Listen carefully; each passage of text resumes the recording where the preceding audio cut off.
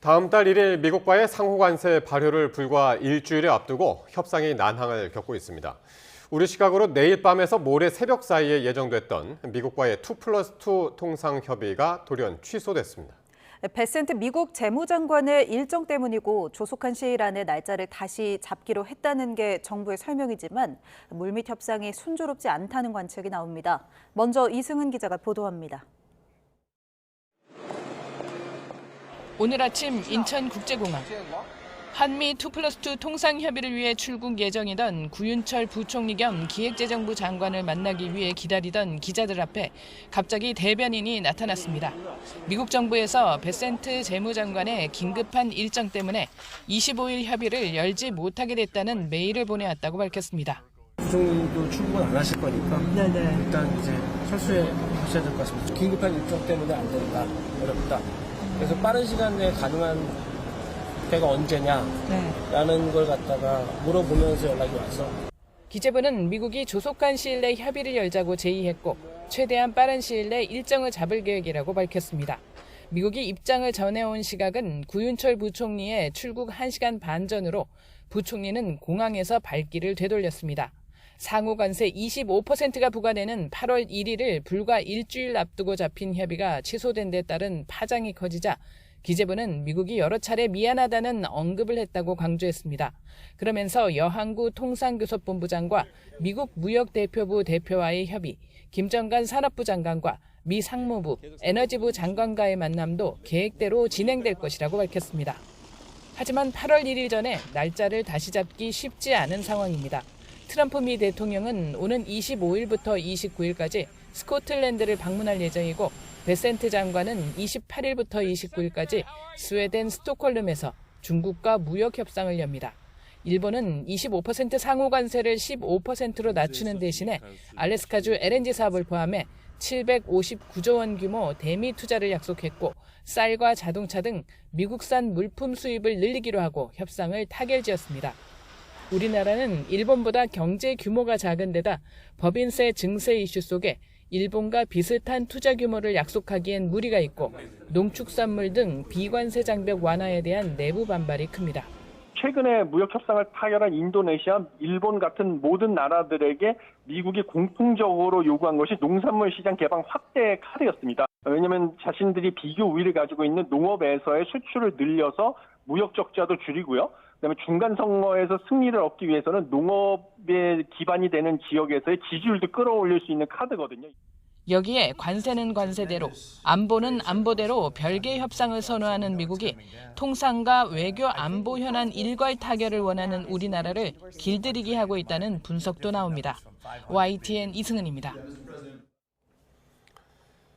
구윤철 경제부총리는 미국과의 2+2 회담 연기 소식을 공항에서 출국 직전에 듣고 발길을 돌려야 했습니다. 미국의 외교적 결례라는 지적이 나오는데요. 트럼프 행정부의 의도적인 한국 홀대인지 아니면 관세 협상에서 우리 정부를 압박하기 위한 전략인지 미국의 의도에도 관심이 쏠립니다. 이어서 홍선기 기자입니다. 구윤철 경제부총리가 미국과의 2+2 회담 연기 통보를 받은 건 인천공항에서 출국을 불과 1시간 남짓 남겨두고입니다. 미국 측은 베센트 재무장관의 급한 일정 때문이라고 했지만 구체적인 설명도 없었습니다. 네, 이유는 굉장히 명확히 밝히지 않아요. 미 측하고는 계속 얘기를 하고 있는데. 2+2 회담의 또 다른 참석자인 여한구 통상교섭본부장은 이미 미국에 들어가 있는 상황이어서 미국의 외교적 결례라는 지적까지 나왔습니다. 미국은 취소가 아니라 이른 시일 안에 다시 추진한다는 입장이지만 날짜도 정해지지 않았습니다. 앞서 미국은 G7 정상회의를 계기로 약속했던 한미 정상회담 역시 트럼프 대통령의 일정을 이유로 현지에서 일방적으로 취소했습니다. 트럼프 미 행정부가 동맹인 한국을 홀대하는 것 아니냐는 지적도 나오지만 우리 정부는 한미 관계에 문제는 없다는 입장입니다. 한미 고위급 교류와 관련해서 형식에 구애받지 않고 조속한 교류를 위해 미 측과 소통하고 있습니다. 조현 신임 외교부 장관은 통상적으로 취임 직후 이루어지던 한미 외교장관 통화를 아직 하지 못하고 있습니다. 미국 측이 관세 협상 전략의 하나로 우리 정부를 압박하는 것 아니냐는 의심도 나오는 대목입니다. 한미 양국은 전화 통화는 생략하고 다음 주 미국에서 한미 외교장관 회담을 개최하는 방안을 추진하는 것으로 알려졌습니다. 관세 협상 시한이 임박한 상황에서 만남이 성사될지, 만난다면 한미 정상회담을 비롯한 한미 간의 현안이 조율될 수 있을지 주목됩니다. YTN 홍선기입니다. 그런가 하면 통상과 안보 등을 묶은 이른바 패키지 딜 협의를 위해 미국을 찾았던 위성락 국가안보실장이 오늘 귀국했습니다. 현 상황을 막바지 중요 국면이라고 진단했는데 관세 협상이 진통을 겪고 있다는 관측이 나옵니다. 강진원 기자의 보도입니다. 지난 20일 미국으로 비공개 출국했던 위성락 국가안보실장이 출장을 마치고 돌아왔습니다. 미국이 오는 8월 1일부터 25% 고율 상호 관세를 부과하겠다고 예고한 터라 협상 성과에 대한 관심이 뜨거웠습니다. 하지만 위 실장은 말을 아꼈습니다. 지금 한미 간의 현안 협상이 막바지에 꽤 중요한 국면에 있습니다. 통상과 안보, 동맹 등 이른바 패키지 딜을 위해 미국을 방문했지만 타결 단계에 이르진 못했다는 뜻으로 풀이됩니다. 핵심 쟁점에 대한 이견이 여전하다는 의미입니다. 실제로 미국은 쌀 시장 추가 개방, 소고기 원령 제한 완화, 정밀지도 반출 등 비관세 장벽을 낮추라고 요구하는 것으로 알려졌습니다. 방위비 분담금을 포함한 국방비 증액도 청구서에 들어갔습니다. 25% 상호 관세율과 자동차, 철강 등에 매겨진 고율의 품목별 관세를 낮추는 게 당면 과제라지만 우리로선 선뜻 내주기 어려운 사안들입니다. 팽팽한 줄다리기가 이어지고 있다는 분석에 힘이 실리는 이유인데 그런 정황은 협상 분위기에서도 드러났습니다. 미국 측의 거절로 위 실장이 협상 상대인 마코 루비오 미 국가안보 보좌관을 만나지 못했다는 일부 보도를 강하게 부인한 겁니다. 미국 측이 거절했다 이 부분이 오보라는 거고요. 자세한 계기와 이유는 배포한 자료 보시면 될 것 같습니다. 별도 자료로 세부 일정까지 공개하며 미국 측 사정으로 유선으로 협의가 진행됐다고 강조했습니다. 민감한 시기에 한미 간 신뢰에 악영향을 줄 수 있다는 게 대통령실의 설명인데 빈손 귀국 아니냐는 일각의 비판을 의식한 거란 뒷말도 나왔습니다. 대통령실은 미국 측과 긴밀한 소통을 이어갈 거라고 밝혔는데 위 실장을 포함한 고위 당국자들이 조만간 방미길에 다시 오를 가능성도 배제할 수 없습니다. YTN 강진원입니다. 보좌관 갑질 논란 등으로 강선우 더불어민주당 의원이 여성가족부 장관 후보직에서 물러났지만 정치권 후폭풍은 이어지고 있습니다. 강 의원을 엄호해온 민주당은 전반적으로 말을 아꼈지만 국민의힘은 남은 장관 후보자들로 전선을 넓히고 있습니다. 윤웅선 기자가 보도합니다. 강선우 의원의 장관 후보자 사퇴 이튿날에도 그 배경과 여파를 두고 더불어민주당 안팎에서는 여러 가지 말들이 나왔습니다. 지도부는 되도록 말을 아꼈지만 강 후보자가 새로 출범한 정부와 여당을 위해 결단을 내렸다며 안타깝지만 존중한다는 반응이 이어졌습니다. 지난 대선에서 같이 토론단에서 일을 했던 사이라 안타깝죠. 다만 본인의 고심 끝에 당과 대통령께 부담을 안 줘야 되겠다라는 이제 국정 동력이 계속 살아가기 위한 결단을 한 거죠. 강선우 의원의 판단이 잘 됐다라고 생각하는 분들이 훨씬 많은 것 같기는 합니다. 국민의힘은 이번 일을 기회 삼아 대여 공세의 고삐를 바짝 쥐고 있습니다.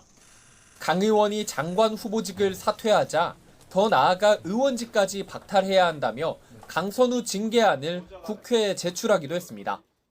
함께 일하는 사람에 대한 인격적 존중을 하지 않는다면 그 자체로 국회의원으로서의 자격이 없다고 생각합니다. 또 정동영 통일부, 권오울 보훈부, 안규백 국방부 장관 후보자를 향해서도 전선을 확대했습니다. 후보자들이 의혹을 제대로 소명하지 못했다며 대통령실에 이들의 지명 철회를 요청하는 공문까지 보냈습니다. 최동석 인사혁신처장을 겨냥해서도 비판의 목소리를 쏟아냈습니다. 이재명 대통령은 민족의 축복이라는 망언까지 서슴지 않았습니다.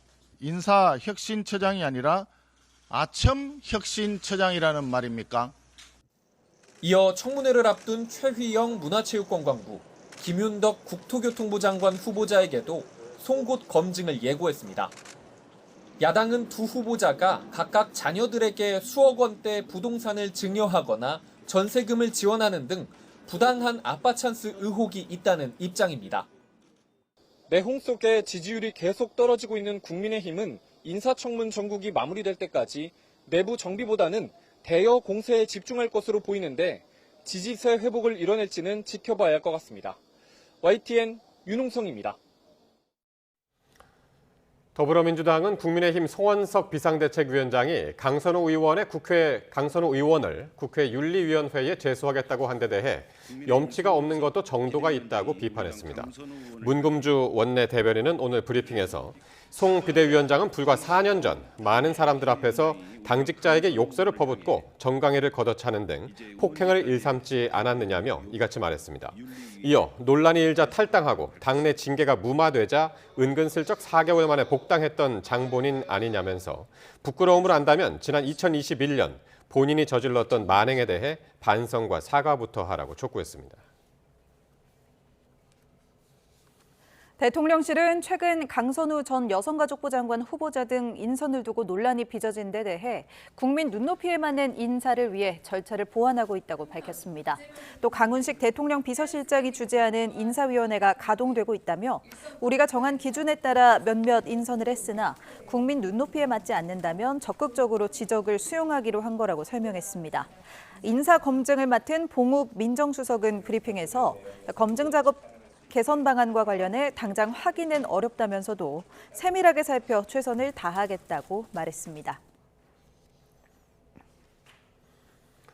민주당 강선우 의원의 장관 후보자직 사퇴는 집권 여당의 당대표 선거에도 영향을 미치고 있습니다. 정청래, 박찬대 두 후보는 당심과 명심을 두고 각자 다른 전략을 택했는데 어떤 결과로 이어질지 주목됩니다. 황보혜경 기자입니다. 여권에서 강선우 의원의 여성가족부 장관 후보직 사퇴를 가장 먼저 촉구한 건 당대표 선거에 나선 박찬대 의원입니다. 힘들지만 결정해야 한다는 내용의 글을 SNS에 올린 지 17분 만에 강 의원이 후보직에서 물러나자 대통령실과 사전 교감이 있었던 것 아니냐는 관측도 나왔지만 박 의원은 이를 부인했습니다. 17분 뒤에 이런 발표가 날 거를 전혀 알지 못했습니다. 이재명 정부의 성공을 위해서 서로 갖고 있는 생각이 사실은 맞았던 거죠. 앞서 충청과 영남권 경선에서 정청래 의원에게 밀린 박 의원이 반전을 노리고 이른바 명심부각에 나선 거란 해석이 나옵니다. 박 의원은 국민의 뜻과 당원의 생각을 대통령실에 전달할 수 있는 대표가 필요하다며 명심이 자신에게 있음을 재차 강조했습니다. 반면 청문회 과정에서 강 전 후보자를 공개 지지했던 정청래 의원은 끝까지 동지애를 내세우며 정반대 행보를 보였습니다. 정 의원은 동지란 비가 오면 비를 함께 맞아주는 존재라면서 인간 강선우와 당원들을 위로한다고 감싸고 나선 겁니다. 강 전 후보자 지명 철회에 반대했던 강성 지지층을 의식해 당심에 호소한 거로 풀이됩니다. 정 의원 측은 YTN에 사퇴 발표도 미리 알고 있었다면서 동료 의원의 논란을 당대표 선거에 활용하는 건 바람직하지 않다고 일침을 놓기도 했습니다. 그동안 비슷한 기조를 유지했던 두 후보가 선거를 일주일여 앞두고 상반된 전략으로 차별화에 나선 거로 보입니다. 정청래 의원님이 그 지지층을 조금 대변했다면 박찬대 의원님이 대통령실을 대변한 느낌이 없지는 않았습니다. 앞으로 당대표 역할 수행에 있어서 어디에 이제 포커스를 두고 있느냐. 지금 시점에서 박찬대 의원에겐 강성 지지층의 반발이, 정청래 의원은 민심과 다른 목소리를 낸다는 평가가 부담으로 작용할 수밖에 없습니다. 누구의 전략이 더 유리할지는 다음 달 2일 전당대회에서 판가름 날 예정입니다. YTN 황보혜경입니다. 다음 달 22일 국민의힘 전당대회를 앞두고 한동훈 전 당대표가 전격 불출마를 선언하면서 이 당권 대진표의 윤곽이 뚜렷해지고 있습니다. 대선 패배 이후 자중질환 속 역대 최저 수준의 지지율을 기록한 상황에서 위기 극복책을 놓고 탄핵 찬성파와 반대파 구도 속 치열한 경쟁이 예상됩니다. 박희재 기자가 보도합니다. 탄핵 찬성파이자 쇄신파의 대표 주자격인 한동훈 전 국민의힘 대표가 전당대회 불출마를 선언했습니다. 현장에서 답을 찾겠다는 한 전 대표는 극우를 포획하려는 세력에 반대한다며 희망의 개혁연대를 주장했는데 이른바 탄핵 반대파로 분류되는 장동혁, 김문수 후보를 사실상 겨냥한 것으로 보입니다. 깜짝 출사표를 낸 초선 주진우 의원도 이른바 아스팔트 극우로 대표되는 전한길 씨 주장은 당의 기조와 다르다며 우선 선을 그었습니다. 전 정부 실패와 대선 패배 책임을 물어 중진 이선 퇴진도 외쳤지만 과도한 인적 청산은 경계했습니다. 과거에 책임 있는 분들이 당을 앞장서서 이끌 수는 없다고 생각합니다. 인적 청산만을 강조한 나머지 당이 쪼개지거나 개헌 저지선을 위협해서는 안 됩니다. 당권 주자인 안철수 의원도 오세훈 서울시장과 회동한 뒤 인적 쇄신을 비롯해 당 변화의 필요성을 거듭 역설했고 계엄에 대해서 옹호하는 그런 분들이 계시다고 한다면 그쪽에 찬성하는 다른 당이 있지 않습니까? 그쪽이 힘을 보태고 그쪽에서 활동을 하는 것이 훨씬 더 좋은 길이다. 오 시장도 정권 실패, 대선 책임이 있다면 물러나야 한다며 당내 개혁 목소리에 동참했습니다. 이런 가운데 전국 여론조사에서 국민의힘 지지율은 17%를 기록하며 당명 변경 이후 5년 만에 최저치를 보였습니다. 특히 중도층 지지율이 10%대까지 추락하면서 당내 위기감은 확산하는 분위기입니다. 한 전 대표가 불출마를 선언하면서 친한계 표심의 향배가 이번 전당대회의 새로운 변수로 떠올랐습니다. 탄핵의 찬성과 반대 구도 속에 국민의힘의 당권 대진표가 윤곽을 드러냈는데 이번 전당대회가 흥행으로 이어져 지지율 회복의 계기가 될지 주목됩니다. YTN 박희재입니다. 정성호 법무부 장관 취임 후 첫 검찰 인사를 앞두고 검찰 고위 간부들의 사의 표명이 이어지고 있습니다. 법무부는 오늘 검찰 인사위원회를 열고 대검찰청 검사급 인사의 승진, 전보 원칙 등을 논의했습니다. 이르면 내일 검사장 승진, 전보 인사를 발표할 거라는 전망이 나오는 가운데 고위 간부들의 사직도 잇따랐습니다. 윤석열 정부 첫 서울중앙지검장을 역임했던 송경호 부산고검장과 비상계엄 사태 특별수사본부장을 맡아 윤 전 대통령을 재판에 넘겼던 박세현 서울고등검찰청장이 오늘 사의를 표했습니다. 비상계엄 관련 수사를 이어가는 조은석 특별검사팀이 한덕수 전 국무총리에 대한 강제 수사에 착수했습니다.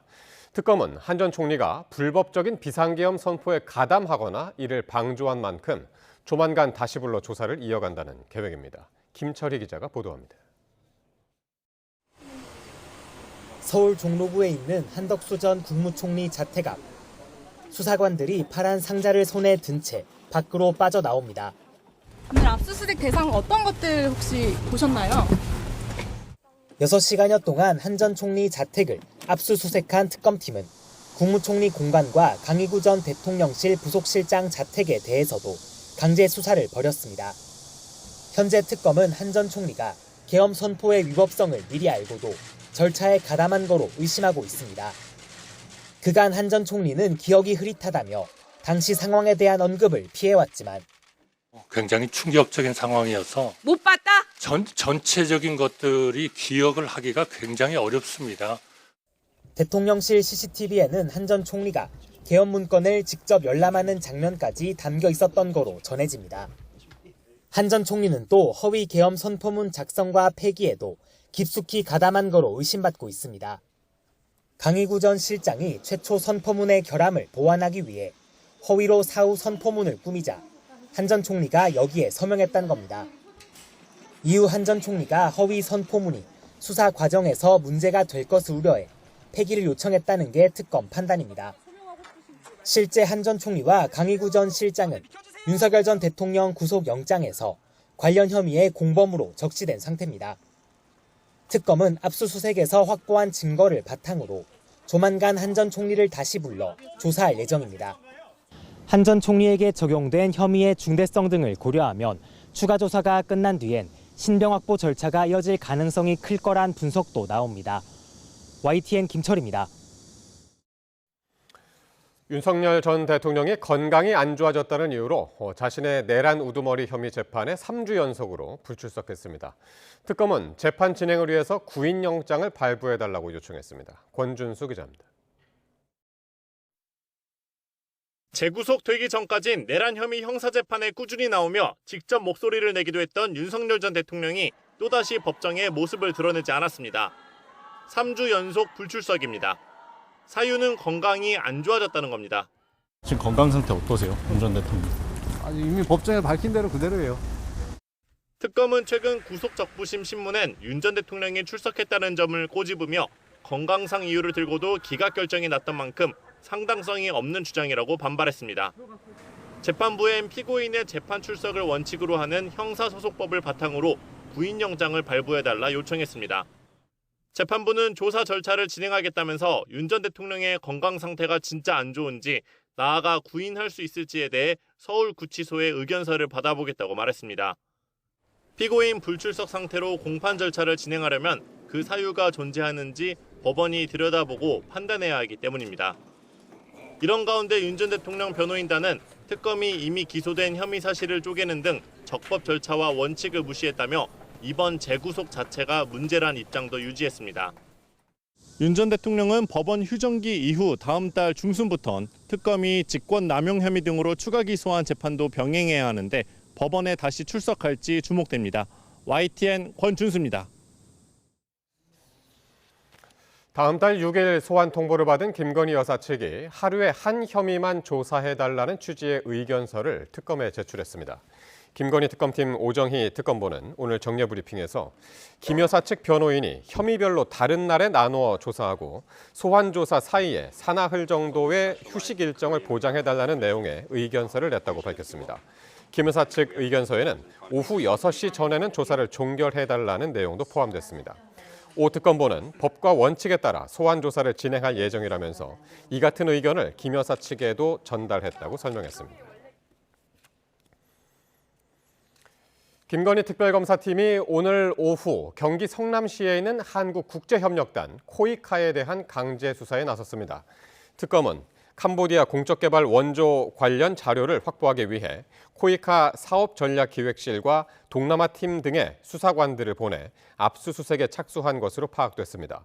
특검은 통일교 전 세계본부장 윤영호 씨가 건진법사 전성배 씨에게 김건희 여사 선물로 의심되는 물품을 건넨 시기에 코이카의 캄보디아 지원 예산도 늘어났다는 점에 주목하고 있는 것으로 전해졌습니다. 특검은 이와 함께 통일교의 회계 감사를 담당한 것으로 알려진 3일 회계법인에도 수사관들을 보내 관련 자료를 확보했습니다. 윤영호 씨가 전성배 씨에게 건넨 물품이 통일교 차원의 청탁을 위한 것인지 확인하기 위한 것으로 보입니다. 전국 대부분 지역에 폭염 경보가 발효 중인 가운데 밤이 된 지금도 30도 안팎의 더위가 기승을 부리고 있습니다. 또 곳곳에서 열대야가 나타나는 곳이 많다고 하는데요.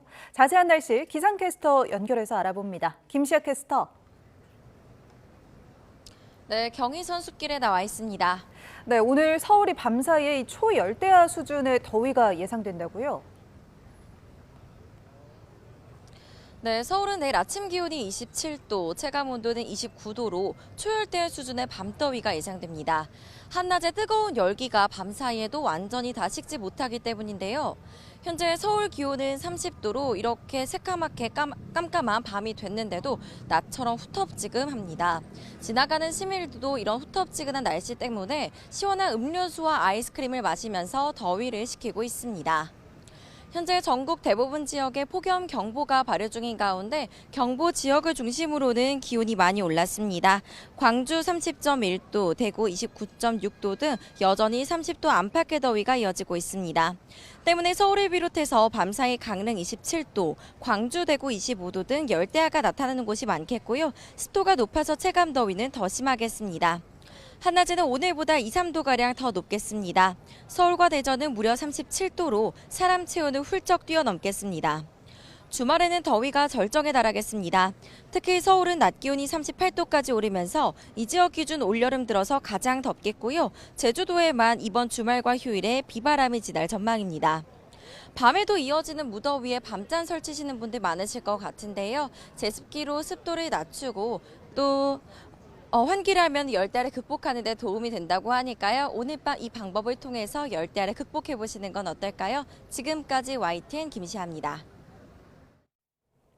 네, 이렇게 폭염이 계속되고 있는 가운데 어제 하루 온열 질환으로 응급실을 찾은 환자가 100명이 넘은 것으로 나타났습니다. 질병관리청 감시체계 신고 결과를 보면 어제 하루 응급실을 찾은 온열 질환자는 107명이었고 1명이 사망한 것으로 추정됐습니다. 지난 5월 15일부터 누적 온열 질환자 숫자는 1,979명이고 추정 사망자는 10명으로 집계됐습니다. 집중호우 피해로 수색 작업이 진행 중인 경기도 가평에서 실종자로 추정되는 시신이 또 발견됐습니다. 부모와 같이 캠핑을 갔다가 실종 신고가 접수된 10대로 추정됩니다. 윤태인 기자가 보도합니다. 수색 작업을 벌이던 경찰과 소방대원들이 걸음을 멈추고 하천 주변에 가림막을 세웠습니다. 오전 9시 반쯤 경기 가평군 덕평리에서 실종자로 보이는 시신이 발견됐습니다.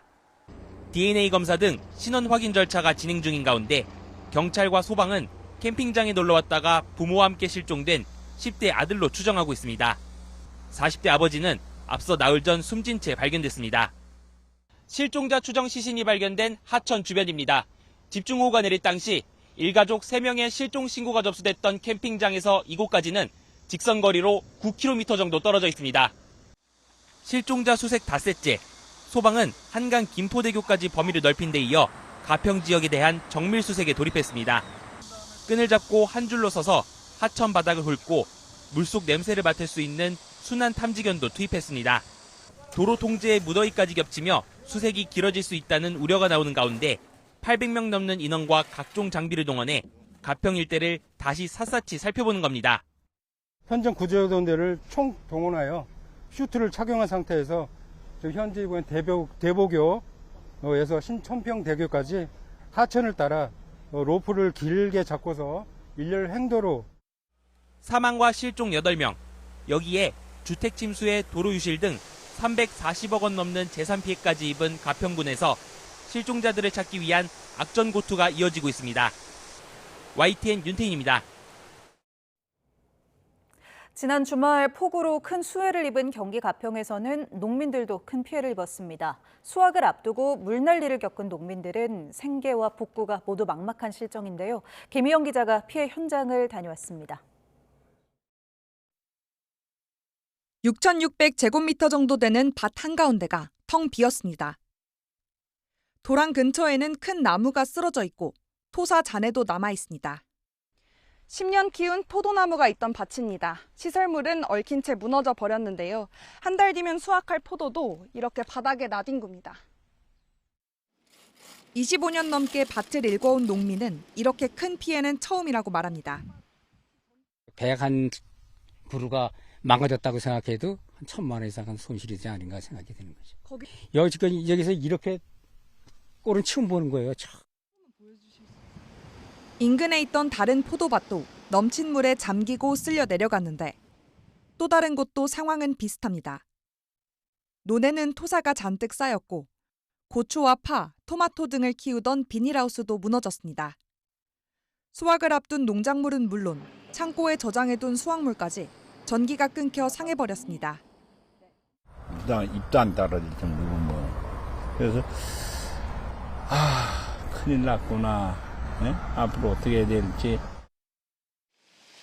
물이 가슴 높이까지 들이찼던 우렁이 양식장은 폭우가 쏟아진 날부터 곧장 복구 작업에 나섰지만 소용이 없었습니다. 이제는 생업을 접어야 하는 건지 고민이 될 정도인데 고용하고 있는 이주 노동자들의 거취도 걱정입니다. 한 300톤 정도 떠내려갔고 시설물은 하우스 2,100평, 노지 2,000평 잠겼고 제가 만약에 사업장을 정리하면 저 친구들은 다른 직장을 구해야 되는데 폭우로 삶의 터전을 잃어버린 농민들은 언제 다시 논과 밭을 일굴 수 있을지 망연자실한 모습입니다. YTN 김희영입니다.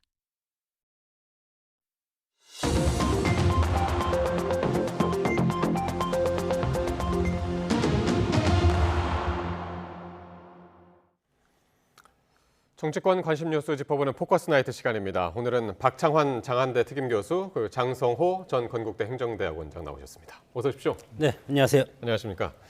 박 교수님 진짜 오랜만이신데요? 네, 오래간만에 뵙습니다. 네, 한 3, 4개월 됐나요? 네, 그 정도 됐습니다. 네.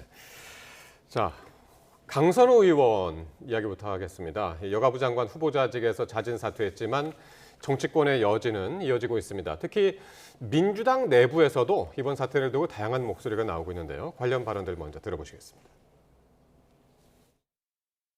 사퇴 자체는 뭐 당을 위해서 그리고 지금 이제 이재명 정부의 앞으로의 이제 국정 동력이 계속 살아가기 위한 결단을 한 거죠. 그래서 뭐 정치적으로만 보면야 강선우 의원의 판단이 잘 됐다라고 그 생각하는 분들이 훨씬 많은 것 같기는 합니다. 국민 눈높이에 맞춘 더 엄정한 검증 과정이나 그 태도에 대해서 저희가 조금 반성적인 태도를 지니기는 해야 되는데 그 부분에 대해서는 부족함이 있었던 게 사실인 것 같고요. 정치는 국민의 뜻을 존중하고 국민과 함께 가야 돼요. 그렇지만은 방금 말씀하셨듯이 교육부 장관은 지명 처리하고 강선우 장관 후보자는 임명한다. 이렇게 결정했으면은 그대로 임명했어야 옳아요. 결정은 신중해야 되지만은 결정해놓고 흔들리면은 더 나빠져요. 예. 앞서 장철민 의원은 이제 보좌관 출신이죠. 장철민 의원은 이제 마음이 아프지만 잘한 결정이다 이렇게 얘기를 했고, 박지원 의원은 임명했어야 한다. 서로 이제 상반되는 의견을 냈는데 두 분은 어떻게 보셨나요? 먼저 박 교수님. 일단 뭐 저는 자진 사퇴는 잘한 결정이다라고 봅니다. 민심을 이기는 정부는 없습니다. 이재명 정부가 뭐 공식적으로 쓰진 않지만 자칭 국민 주권 정부라고 자임을 하고 있습니다. 국민 여론에 민감하게 반응하는 건 이재명 대통령이 제일 강조했던 부분이에요. 국민의 목소리에 귀 기울이고 또 국민들이 원하는 것, 그 부분을 잘 따라가야 된다라고 그동안 항상 강조해 왔는데 지난 주말 토요일이었죠. 이제 임명 강행을 시사를 하고 난 이후에도 강선우 후보자의 갑질 논란이 사그라들지 않고 또 새로운 이슈가 계속 등장을 하면서 국민 여론이 굉장히 악화됐었습니다. 급기야는 어제 같은 경우에 여론조사 나온 걸 보면 60% 이상이 임명 강행하면 안 된다. 이런 이제 여론이 나왔단 말이죠. 이런 상태에서 임명을 강행한다 그러면 오히려 이재명 대통령에게 더 안 좋은 악영향을 끼칠 가능성이 높았다. 방금 전에 박지원 의원께서는 이왕 하기로 했으면 밀어붙여야 된다라고 얘기를 하셨는데 저는 근데 좀 타이밍에는 문제가 있었다고 봐요. 예를 들어 지난 화요일 날 국민통합비서관이 자진 사퇴하지 않았습니까? 이제 과거 본인이 3월달에 강준욱 비서관 강준욱 비서관이 근데 그때 만약에 같이 자진 사퇴했다면 좀 타격이 좀 덜했을 거예요. 그런데 이진수 교육부 장관 후보자 낙마하고 또 과거에 이제 극우 논란을 빚었던 국민통합비서관도 자진 사퇴하고 그러고 나서 또 하루가 지나서 이렇게 하다 보니까 이 여파가 오히려 더 커진 느낌이 있거든요. 그러니까 박지원 의원이 한 얘기는 할 거였으면은 밀어붙이던지 아니면은 좀 더 일찍 결정해야 됐어야 됐다. 아마 저는 거기에 포인트가 있다고 보고요. 좀 그런 점에서는 타이밍이 조금 늦긴 했지만 그렇더라도 저는 뭐 늦더라도 지금이라도 자진 사퇴한 것은 굉장히 잘 됐다. 왜냐하면 만약에 자진 사퇴하지 않고 있었다라면은 지난주에 2% 지지율 떨어졌었잖아요. 근데 아마 자진 사퇴 안 하고 임명 강행했으면 1, 2% 지지율이 더 떨어졌을 거다. 그런 의미에서는 국민 눈높이에 맞는 국민의 감정에 맞는 그런 결정이었다 이렇게 봅니다. 박 교수님은 이제 늦었지만 잘했다 그런 말씀이었고, 장 교수님은 인사가 만사인데 인사가 망사가 될 뻔했고, 그리고 강선우 후보자 문제는 아직 끝난 것이 아니다 그렇게 봅니다. 왜냐하면 물론 만시지탄이 있다고 생각이 들지만 절반의 만시지탄. 왜냐하면 청문보고서를 요청을 하지 않았습니까? 대통령이 청문보고서를 재요청한다는 것은 임명을 하겠다는 겁니다. 그렇기 때문에 국민들은 대통령이 불통이다 그런 이미지를 이미 갖게 되었고, 물론 그것에 대해서 당 지도부와 그리고 본인이 이거에 대해서 본인인지 아니면 용산 대통령실인지는 모르지만 마지막에 하루 남겨놓고 자진 사퇴하지 않았습니까? 그렇기 때문에 이재명 대통령이 국민이 이기는 정치 없다고 했습니다. 맞습니다. 거기에 이번 지금 장관 후보자 사퇴에는 보좌관 이기는 의원 없다. 이런 새로운 신조어를 이제 만들어낸 그런 결과가 됐고, 우리가 인사청문 기준이 7대 기준이라고 문재인 정부 때 그랬습니다. 음주, 병역, 논문, 부동산, 위장 전입, 탈세, 성범죄 이 정도 7대 기준인데, 여기에 앞으로 향후 검증 기준에서 국회 보좌진 평가. 왜냐하면 지금 사람 구하기가 어렵지 않습니까? 청문회 때문에. 그렇기 때문에 의원 출신들이 많이 입각을 하고, 이번에도 40%가 이상 지금 의원 출신이 들어가 있기 때문에 앞으로 국회 보좌진의 평가가 추가될 가능성이 상당히 크기 때문에 이런 어떤 역사적인 교훈은 얻었다. 그렇게 생각이 듭니다. 그렇군요. 그래서 이제 끝난 게 아니다. 그래서 이제 그 말씀을 하신 거군요. 네. 자, 이렇게 이제 강 의원이 사퇴를 했지만, 근데 어떻게 자진 사퇴를 했죠. 근데 자진 사퇴하기까지 이게 어떤 과정을 거쳤냐 얘기들이 이제 무성하게 나오고 있거든요. 그 민주당 지도부가 먼저 움직였다. 아니면 이제 뭐 대통령실에서 먼저 강 의원한테 뭐 전화를 했다든가 이런 기사들이 이제 막 넘쳐나고 있어서 어떻게 지금 이해를 하고 계시나요? 그 이제 뭐 언론사마다 보도가 내용이 달라요. 예. 뭐 이제 어떤 언론에서는 대통령실이 이제 통보했다 뭐 이렇게 얘기를 하고, 또 어떤 언론에서는 당 원내 지도부가 건의했다 이런 얘기도 하고, 또 CBS 같은 경우에는 이재명 대통령이 원내 지도부에게 연락을 해서 이거 당내 여론 다시 한번 봐야 되는 거 아니에요? 한번 다시 한번 언론 그 의중을 모아 보세요. 이렇게 얘기를 했다는 얘기도 있습니다. 자, 근데 저는 어떤 경로든지 간에 민주당이 국민의힘과 왜 다른지를 저는 이번에 보여줬다라고 생각해요. 지난 윤석열 정부 3년 동안 아까 말씀하셨던 인사청문 보고서가 작성 안 됐음에도 불구하고 윤석열 전 대통령이 임명을 강행한 인사가 40%가 넘습니다. 그러니까 10명 중에 4명이 인사청문 보고서가 만들어지지도 않았는데 그냥 임명 강행했던 거예요. 그거를 갖다가 당시 여당인 국민의힘이 그냥 대통령의 의중만 따르다 보니까 오늘날 이렇게 17% 나오는 정당으로 소위 말하는 폭락한 거 아닙니까? 그런 점에서는 여당의 역할이 뭐냐.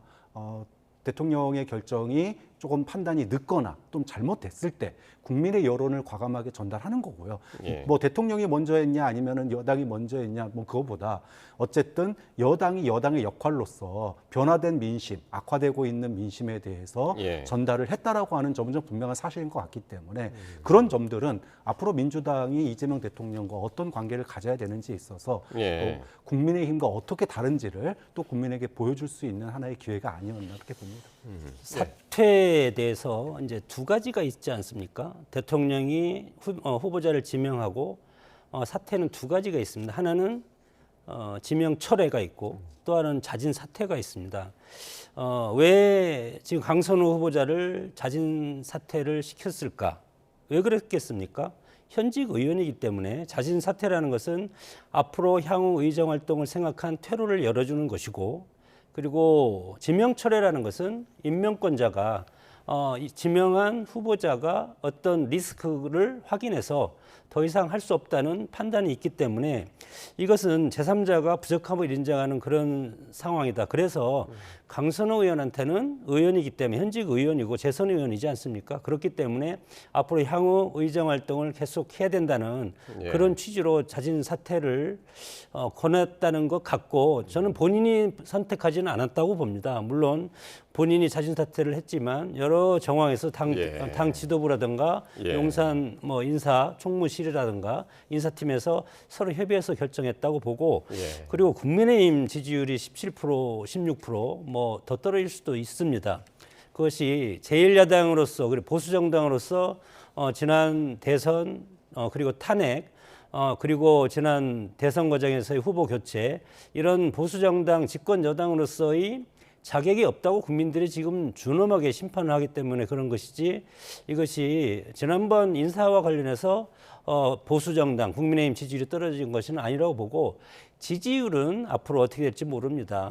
국민의힘 혁신하면 다시 반등할 수 있다고 봅니다. 알겠습니다. 그 지지율은 조금 이따 또 한번 이제 말씀을 나누기로 하고, 홍준표 전 대구시장이 이번에 이제 강선우 의원만의 문제가 아니다 이렇게 이야기를 했습니다. 여의도 정치판의 보좌관의 행패, 갑질, 이게 관행이었다 그러면서 지금 이제 화면 보시는 대로 당직자를 이유 없이 발로 걷어찬 의원, 그리고 S대 안 나왔다고 이유 없이 보좌관을 자른 의원, 뭐 이런 등등 이런 예를 들기도 했는데 박 교수님은 어떻게 이해를 하고 계신가요? 이제 의원과 보좌관들의 이런 사이의 문제, 이게 관행이었다고 보시나요? 뭐 안 그런 국회의원도 물론 있습니다. 네. 하지만 굉장히 많은 사례들이 예. 저는 사실 직간접적으로 접해들은 경우가 굉장히 많거든요. 아. 보좌진들이 국회의원의 괴롭힘, 갑질, 뭐 도를 넘는 요구 이런 것들로 인해 가지고 예. 정말로 울분을 토하는 경우를 굉장히 많이 들었습니다. 그렇기 때문에 뭐 강선우만의 문제가 아니다라고 얘기한 홍준표 전 시장의 이야기는 굉장히 공감 가는 얘기다라고 봐요. 네. 당장 국민의힘 비상대책위원장 송원섭 비대위원장도 불과 4년 전입니다. 개표 상황실에 자기 의자 없다고 그래가지고 당직자 발로 까가지고 차가지고. 그러니까 지금 홍 전 시장이 얘기했던 그 발로 걷어찬 의원, 그 의원이 지금 송원섭 의원이죠. 송원섭 의원이. 그래가지고 예. 탈당했고 예. 나중에 이제 다시 돌아왔습니다만은 예.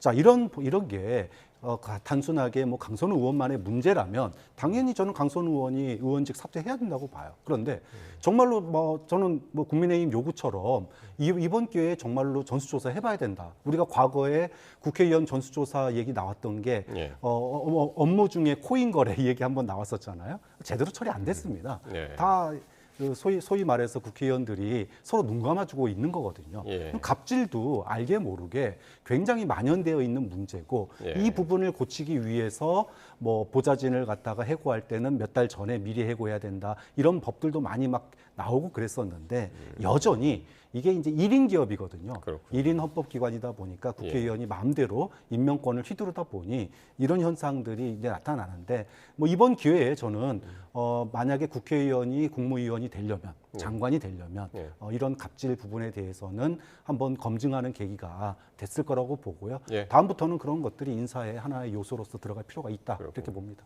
장 교수님은 혹시 이런 사례 들어보신 적 있나요?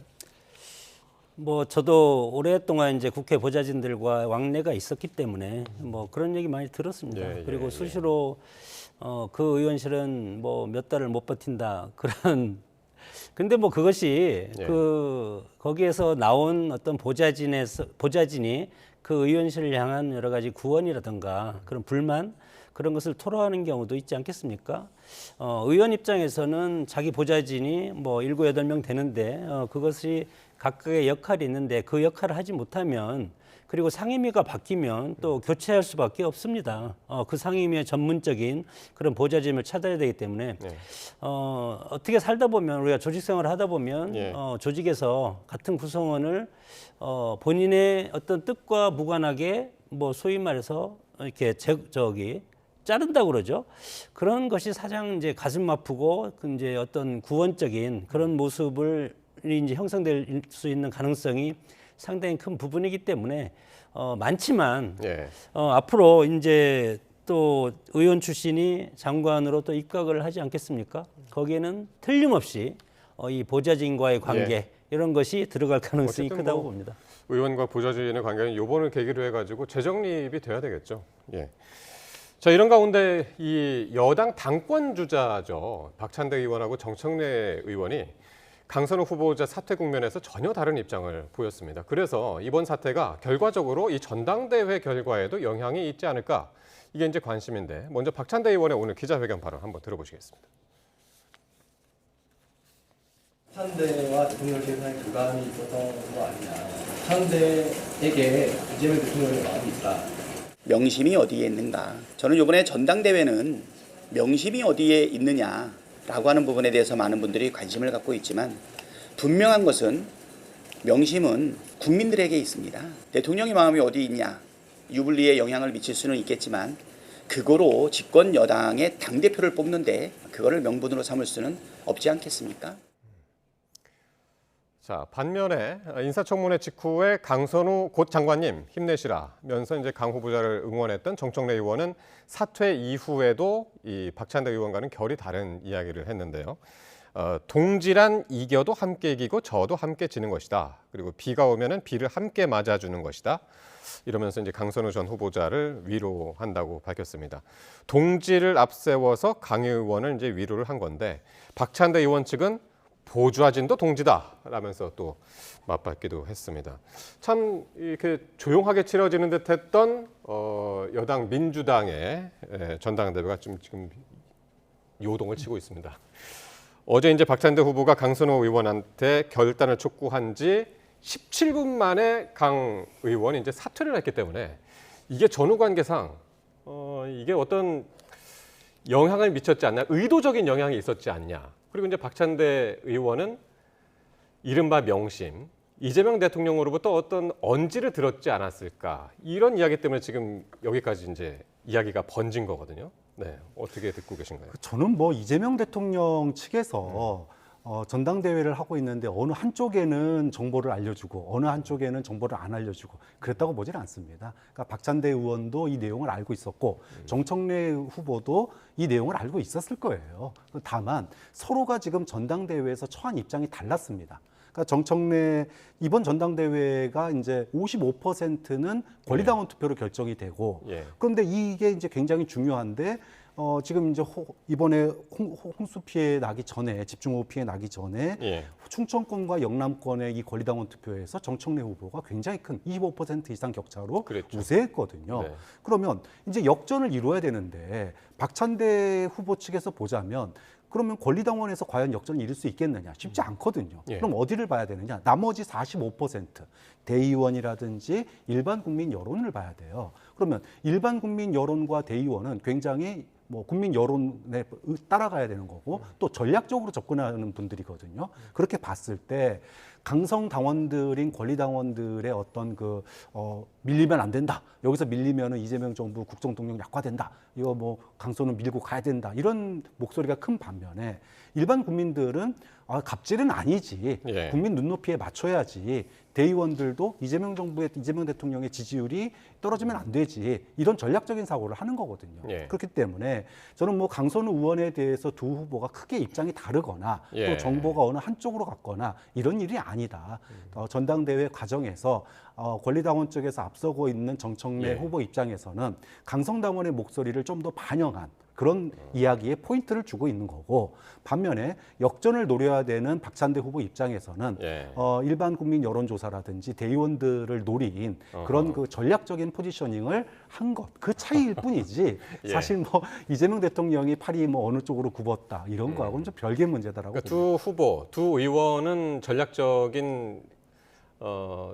이렇게 이제 대외적으로 공개적으로 전당대회 선거운동을 그렇게 하는 거죠. 선거운동을 했을 가능성은 있지만 이재명 대통령의 마음이 어디로 간 건 아니다. 네, 이재명 대통령은 지난번에도 얼마나 신경 썼습니까? 동시에 두 사람 같이 손을 잡는 모습을 일부러 연출할 정도이기 때문에 저는 뭐 어느 한쪽에게만 정보가 흘렀다. 이거는 뭐 있을 수 없는 일이라고 봅니다.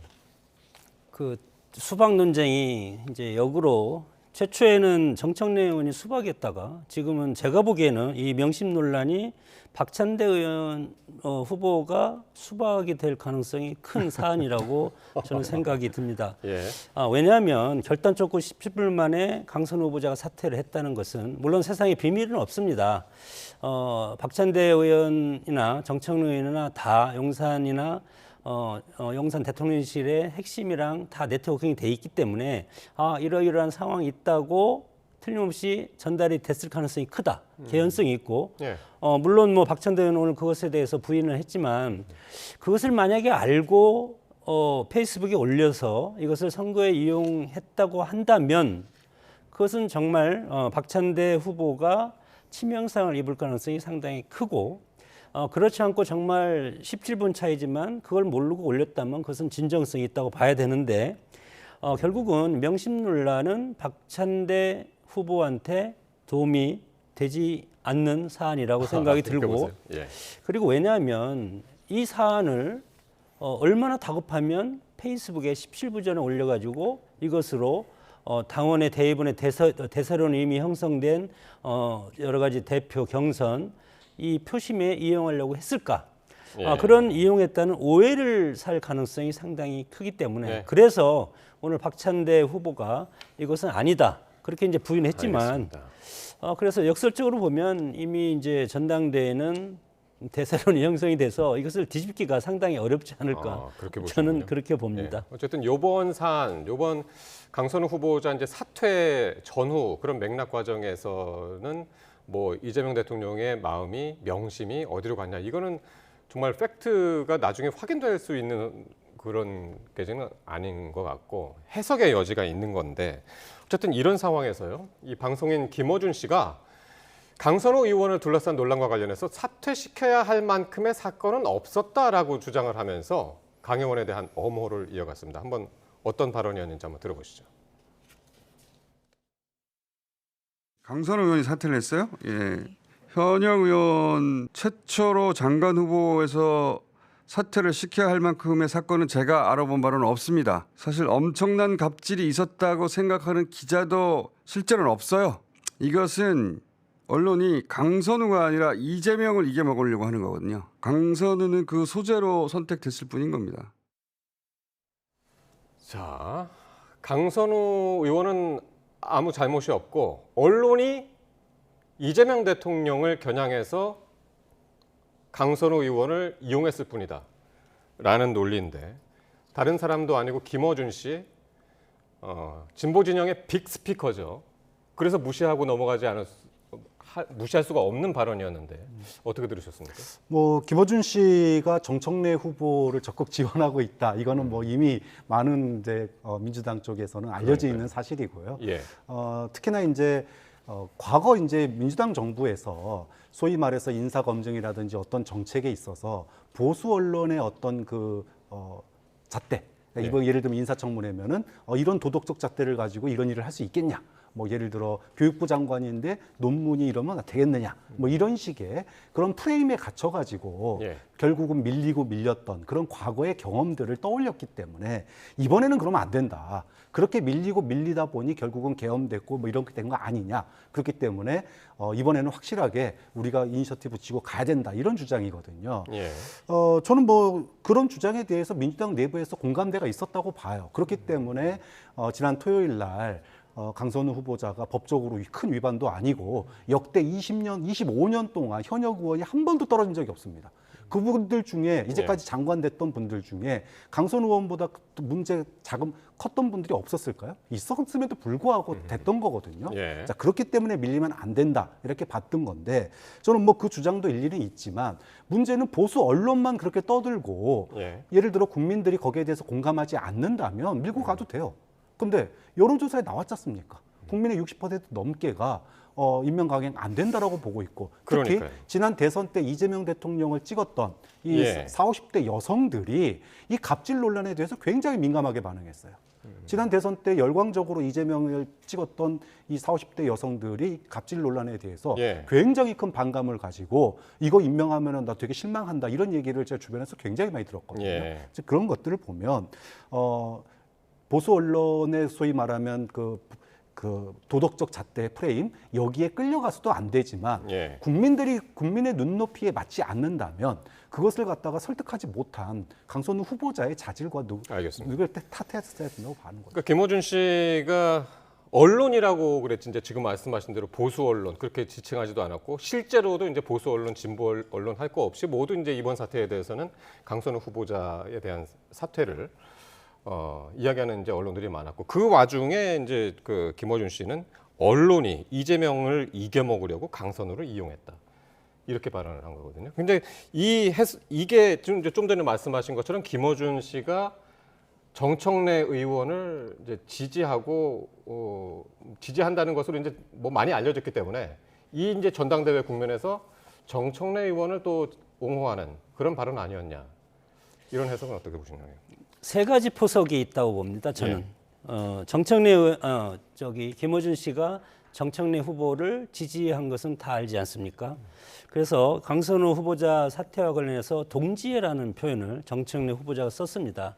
그렇기 때문에 그것을 1차적으로는 지금 정청래 후보를 엄호하는 그 하나의 방식이고 두 번째는 처음에 제가 말씀을 드렸지만 향후 검증 기준에서 국회 보좌진 평가가 추가된다는 이런 것이 상당히 중대한 문제입니다. 왜냐하면 앞으로 또 현역 의원이 또 입각할 가능성이 상당히 2기 내각, 3기 내각 있지 않습니까? 예. 그렇기 때문에 앞으로 현역 의원이 계속 들어가야 되는데 그러면 그때마다 보좌진 리스크가 이 발목을 잡게 되면 거의 다 보좌진 리스크를 파헤치려고 노력을 할 것이다. 그렇기 때문에 이거 두 번째 목표는 이재명 대통령의 향후 인사 운영에 대해서 국회 보좌진들에 대한 여러 가지 방어막을 쳐주는 것이고, 그리고 세 번째는 언론을 공격했다는 것은 역대 언론은 보수 대통령이든 진보 대통령이든 일단 대통령이 되면 소위 레거시 언론이라는 언론들은 대부분 대통령을 집권하고 한 2, 3개월 있으면 공격하기 시작합니다. 그 공격의 시점이 청문회 전국부터 지금 불통 논란이라든가 이런 후보자격 논란으로 해서 공격을 하고 그 다음에 새로운 정권이 탄생되게끔 그렇게 하는 것이 언론의 사명이고 숙명이라고 생각을 하기 때문에 이 세 가지 차원에서 김부준 씨가 오늘 얘기했다고 생각이 듭니다. 시간이 많지 않아서 마지막으로 이제 국민의힘 이야기로 넘어가겠는데요. 한동훈 전 대표가 오늘 결국엔 국민의힘 당대표 선거에 나오지 않겠다, 불출마를 선언을 했습니다. 오늘 SNS를 통해서 이제 불출마 선언을 했는데 당을 재건하겠다라는 이야기를 이제 쭉 썼는데 그러면서 당 대표 선거에는 안 나가겠다고 그랬습니다. 어떤 의미입니까? 결국은 실익이 없다. 그리고 지금은 나설 때가 아니다. 이런 결론인 것 같아요. 지금 이제 국민의힘이 굉장히 우양우하고 있습니다. 과거로 퇴행하고 있는 상황인데 나와도 사실은 당선되기 어려운 구조고요. 또 여기서 또 떨어지면은 다음 대선 가기 굉장히 어려운 구조입니다. 그러다 보니까 경험을 좀 더 쌓아야 되고 조금 숙고의 시간을 가져야 되는 거 아니냐. 아마도 재보궐선거라든지 지방선거의 출마를 염두에 두고 있는 행보다 이렇게 저는 보고 있고요. 지금 이제 결국은 그 소위 말해서 전환계시로 상징되는 그 어게인 윤 어게인 이 세력이 극우 세력이 다시 이제 국민의힘에 이제 대거 들어올 가능성이 굉장히 높은 상황인데 자, 이 상황에서 차기를 다음을 준비하려면 결국은 소위 말하면 혁신 세력 쇄신하려고 하는 그런 움직임을 가지고 있는 세력이 결국은 힘을 키워가는 수밖에 없는 거죠. 힘을 키우는 방법에 뾰족한 방법이 없습니다. 결국은 그런 그 생각을 가진 보수 지지층을 당원으로 계속 입당시키면서 버텨나가는 그런 수밖에 없기 때문에 사실상 명분과 실리, 결국에서 실리를 택한 거 아니냐 이렇게 보는 거죠. 그러니까 당대표 될 가능성이 적은 상황에서 차기 지방선거라든가 재보궐선거라든가 그 기회를 노리고 있을 것이다. 예. 금은법에도 동일하지만 한동훈 대표 입장에서는 저는 지난 당대표 선거에 출마하지 않고 그리고 미국으로 갔어야 된다고 저는 방송에서 줄기차게 주장을 해왔었습니다. 그러나 그때도 나왔고 비대위원장에서 총선 패배한 다음에 바로 당대표로 나오고 그리고 당대표 당시에 윤석열 대통령 본인이 평생 모셨던 윤석열 전 대통령을 탄핵을 시키는 그런 결과까지 가져오지 않았습니까? 그래서 현재는 배신자 프레임으로 쓰여 있고 그런 안타까운 현실이 한동훈 대표 앞에 쓰여 있고 물론 본인은 지금도 상당히 나오고 싶어 할 겁니다. 정치인은 권력과 그리고 팬덤에 환호하는 그런 것에 중독이라든가 이런 데 빠져들기 때문에 계속 여의도 근처에서 이렇게 기웃거리면서 총선에서 낙선하면 다음 4년 동안 여의도의 국회의사당을 보면서 다음에 들어가기 위한 그런 노력을 하는 건데 그래서 정치인들의 명언이 있습니다. 지금이 아니면 기회가 없다. 그런 명언을 어떻게 저렇게 결단을 했는지 저는 세 가지라고 봅니다. 하나는 이번 대선에 유력 주자들이 지금 대여섯 명 되지 않습니까? 김문수 후보부터. 그래서 거기서 만약에 패배하면 미래가 없다고 보는 것이고 두 번째는 설령 대표가 된다 하더라도 내년 지방선거에서 패배하면 또 사퇴해야 된다는 그럴 때 미래가 없다. 그리고 세 번째는 향후 민주당과 그리고 국민의힘이 어떻게 될지 모르기 때문에 정계 개편에 대비하는 그런 수를 쓴다고 보기 때문에 여러 가지 그 가능성 중에서 과연 지금 놓치면 새로운 기회가 올까? 그것은 저는 상당히 의문이 든다고 생각이 듭니다. 그러니까 지금까지 출마 선언을 한 그 의원이나 이제 전직 의원들이 이제 한 7명 정도 되죠. 그게 이제 분류를 흔히들 이렇게 하던데 거의 모든 언론에서 이제 찬탄파와 반탄파로 나누고 조경태 의원 같은 경우는 혁신파 후보 단일화 이걸 이제 지금 이제 주장하고 있단 말이에요. 이런 상황에서 불출마는 했지만 한동훈 전 대표가 불출마는 했지만 어떤 특정 후보를 밀고 지지할 가능성은 어떻게 보시나요? 뭐 글쎄요, 뭐 그럴 수도 있다고 봅니다. 예를 네. 들어 안철수 후보라든지 손을 잡을 가능성도 전 있다고 보는데, 네. 근데 그거는 이제 특정 후보를 지지 선언을 한다기보다는 네. 국민의힘의 인적 쇄신이 필요하다. 그리고 계엄에 대해서 사과해야 된다. 네. 뭐 그리고 탄핵 반대 당론 철회해야 된다. 이런 원론적인 입장의 이야기만 반복할 가능성이 높아요. 결국은 본인이 주인공이 돼야 되는 거기 때문에 예. 그러니까 지금 원내에 한동훈 전 대표가 원 국회의원 배지를 안 달고 있기 때문에 당 내에서 구심점 되기가 굉장히 어려운 구조예요. 네. 당대표가 되지 않는 구조라면 네. 당대표가 안 된다면은 당대표를 돼야지만이 90점이 되는 거고 배지를 달고 있으면은 당대표가 안 되더라도 굉장히 큰 90점 역할을 할 수 있거든요. 예. 좀 그런 점에서 지금 한동훈 전 대표에게 굉장히 필요한 것은 당대표가 될 가능성이 높다면 당연히 가야 되겠지만 네. 어렵다라면은 차선책으로 보궐선거라든지 예. 지방선거를 통해서 현실 정치에 빨리 들어오는 게 예. 저는 제 가장 급한 과제 아닌가 봅니다. 그러니까 재보궐선거든 지방선거든 어쨌든 공천을 받아야 되는 거면 지도부가 어떤 지도부가 들어서느냐 이것도 이제 상당히 중요할 텐데 어떻게 보시나요, 교수님께서? 글쎄요, 지금 국민의힘이 제일 야당이고 지금 지지율 17% 정말 창조적 파괴를 해야 되는 것이고 강한 야당, 선명 야당을 해야만이 야당의 존재 목적은 뭡니까? 180석의 민주당을 겨냥하고 그리고 방어하고 그리고 또 이재명 정부를 견제하는 그런 역할을 하기 때문에 그런 목표가 있는 당 대표가 필요하다고 봅니다. 지금 개혁연대, 소위 말해서 탄핵에 찬성한 개혁연대는 한동훈, 안철수, 조경태 의원 네. 이런 분들이 주류를 이뤄서 하겠지만 그러면 이것은 단순히 윤석열 전 대통령이 탄핵에 찬성하고 앞으로 당을 개혁하겠다는 의지지 지금 김문수, 장동혁 의원은 이재명 정부를 향해서 강한 야당을 하겠다는 겁니다. 그러면 지금의 107석의 야당으로서 어느 것이 국민이라든가 당원한테 설득력이 있을 것인가. 그런 걸 봤을 때는 당에서 누구를 잘라내고 뭐 배척하고 할 수는 없다. 저는 107명이 일단 똘똘 뭉치고 그리고 또 지도부 또 똘똘 뭉쳐가지고 이재명 정부를 견제하는데 올인하지 않으면 앞으로 보수 정당은 해체될 수밖에 없다고 봅니다. 알겠습니다. 그렇게 보시는군요. 오늘 여기까지 들어야겠네요. 자, 지금까지 장성호 전 건국대 행정대학원장 그리고 박창환 장한대 특임교수와 함께했습니다. 고맙습니다.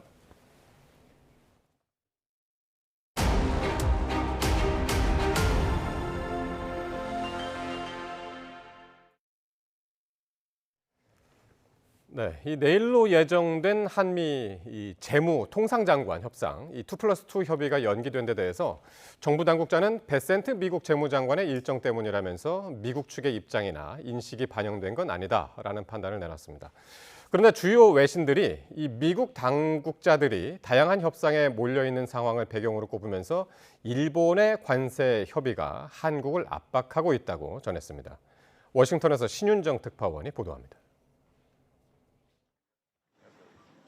정부 당국자는 협의 취소 통보 직후 취재진에 스콧 베센트 미 재무장관의 급한 사정 때문에 취소된 것이지 한국과의 협상과 관련한 다른 내포된 의미가 있다고 보긴 어렵다고 밝혔습니다. 근거로 방미 중인 김정관 산업부 장관과 여한구 통상교섭본부장이 하워드 러트닉 미 상무장관, 제이미슨 그리어 미국 무역대표부 대표 등과의 일정을 차질 없이 추진하고 있다는 점을 들었습니다. 외신들은 2+2 고위급 협의 연기 소식을 발빠르게 전했습니다. 로이터 통신은 아시아 4위 경제대국인 한국이 트럼프 대통령이 8월 1일부터 부과할 예정인 25%의 고율 관세에서 벗어나는 방안을 도출하기 위해 부총리가 워싱턴을 차지로 했다고 설명했습니다.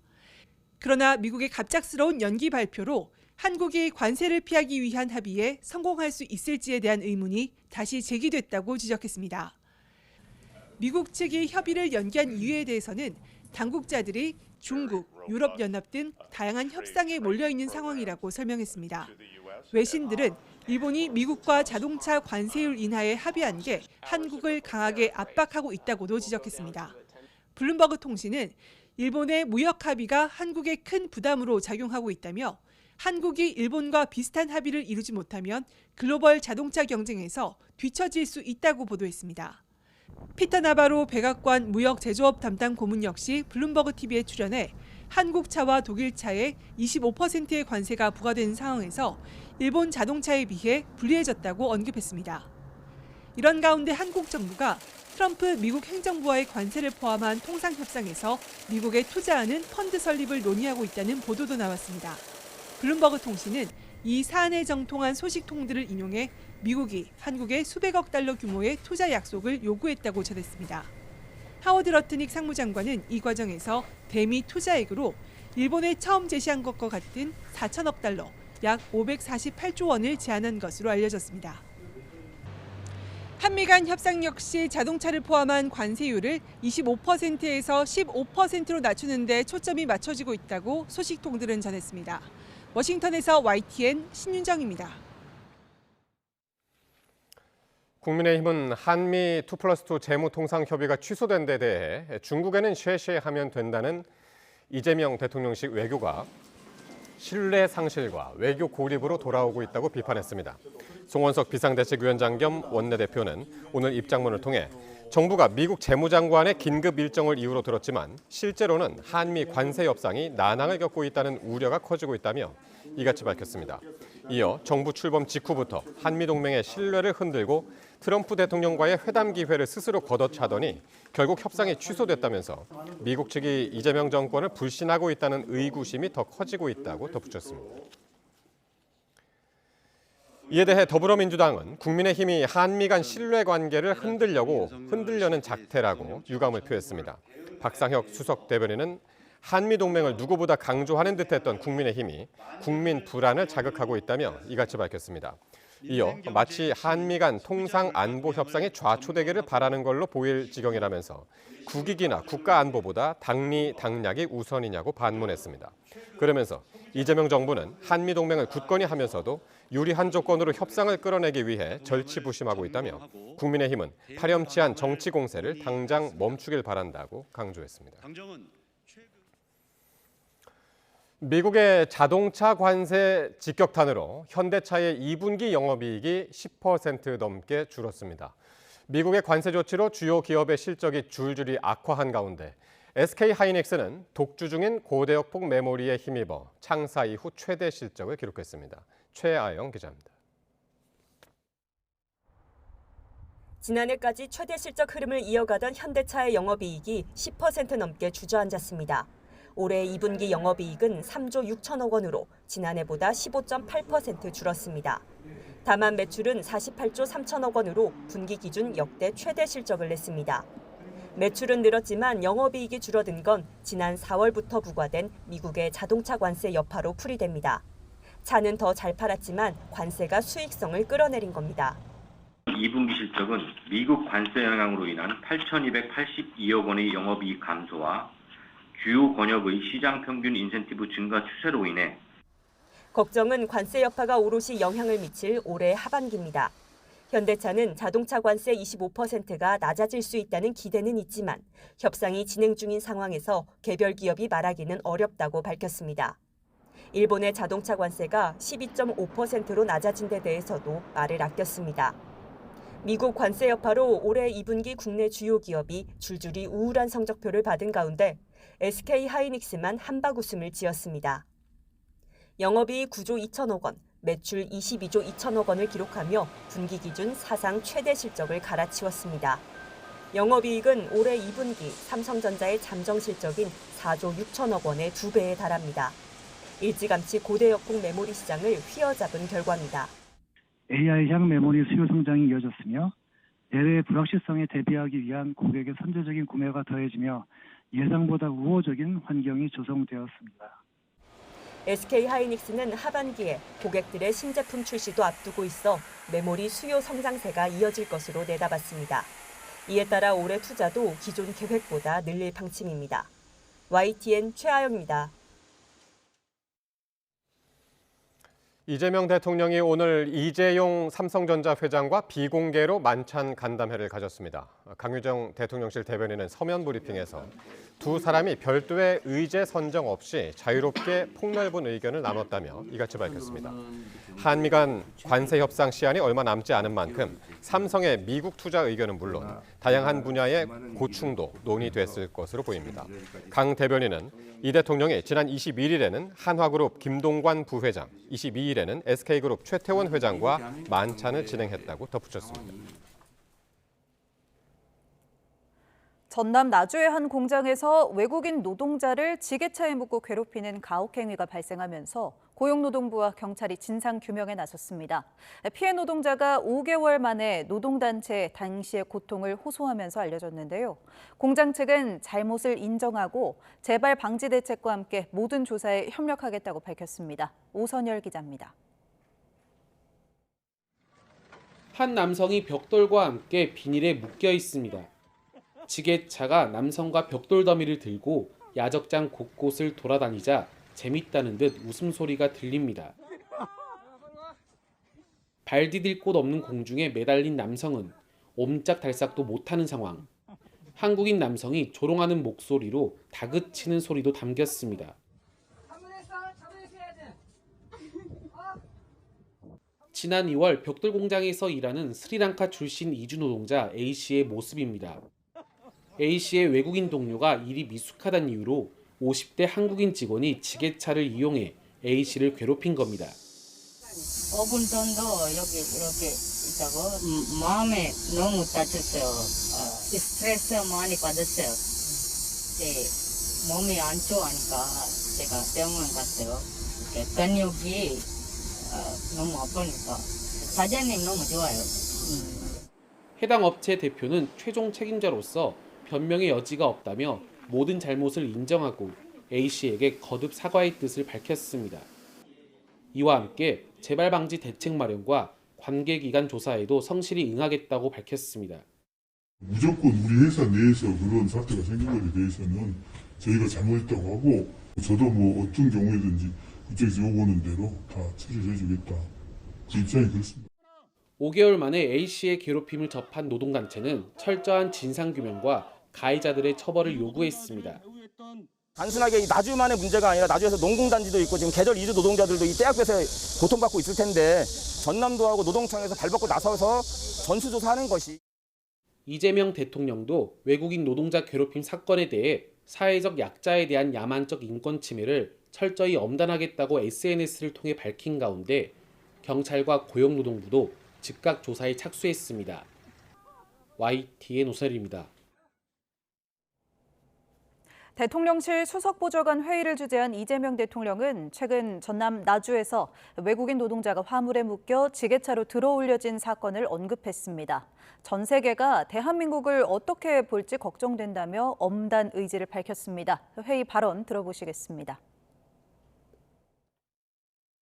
이영만리 외국에서 돈을 벌어보겠다고 한국으로 왔는데 아마도 한 집안의 가장일 가능성이 높은 또는 개인이라 할지라도 인격을 가진 사람인데 그런 모멸적인 대접을 이영만리 타국에서 받았으니 얼마나 괴롭고 또 외롭고 서러웠겠습니까? 또 그걸 보는 전 세계인들이 대한민국을 가히 어떻게 볼까 참으로 걱정되는 장면이었습니다. 우리 사회에 소외된 영역에 있는 사람들에 대한 인권 침해 행위를 실태를 최대한 파악해보고 다시는 재발하지 않게 하는 현실적인 방안이 뭔지를 보고해 주시길 부탁드립니다. 지난 5월 경기도 수원에 있는 아파트 1층 베란다에 불을 지른 50대 주민이 검찰로 구속 송치됐습니다. 술에 취해 주변 차량에 돌을 던지다가 베란다에 있던 고양이가 기분 나쁘게 쳐다봤다는 이유로 불을 지른 것으로 조사됐습니다. 정현우 기자의 보도입니다. 새빨간 불길이 집어삼킨 아파트 1층 베란다에서 검은 연기가 뿜어져 나옵니다. 먼저 도착한 경찰들이 진화를 시도했지만 소화기론 역부족이었습니다. 경찰들은 다급하게 아파트 안으로 달려가 주민들을 깨워 대피하게 합니다. 제가 들어가서 2층부터 한번 두드려 볼게요. 불은 새벽 5시쯤 수원 영통구 15층짜리 아파트 1층 베란다에서 시작됐습니다. 벽돌에 맞아 차가 부서지고 돌이 날아온 쪽에 있는 아파트에서 불이 났다는 119 신고가 접수됐습니다. 신고자는 방화범으로 의심되는 사람이 도망치는 모습도 목격했다고 말했습니다. 진술 좀 들어주세요. 이상한 사람이 막 뭘 던지고 불을 붙이는 걸 봤다고 했었어요. 당일 오후 붙잡힌 범인은 아파트 옆동 주민인 50대 A씨였습니다. 술에 취해 차도에 벽돌을 던지며 행패를 부리다가 불까지 지른 겁니다. 경찰 조사에서 A씨는 아파트 베란다에서 쳐다보던 고양이 눈빛이 기분 나빠 불을 질렀다고 진술했습니다. 불이 난 집에 살던 주민은 대피 도중 발등에 골절상을 입었고 연기를 마신 주민 4명이 병원에서 치료를 받았습니다. 경찰은 A씨를 구속 상태로 검찰에 송치했습니다. YTN 정인우입니다.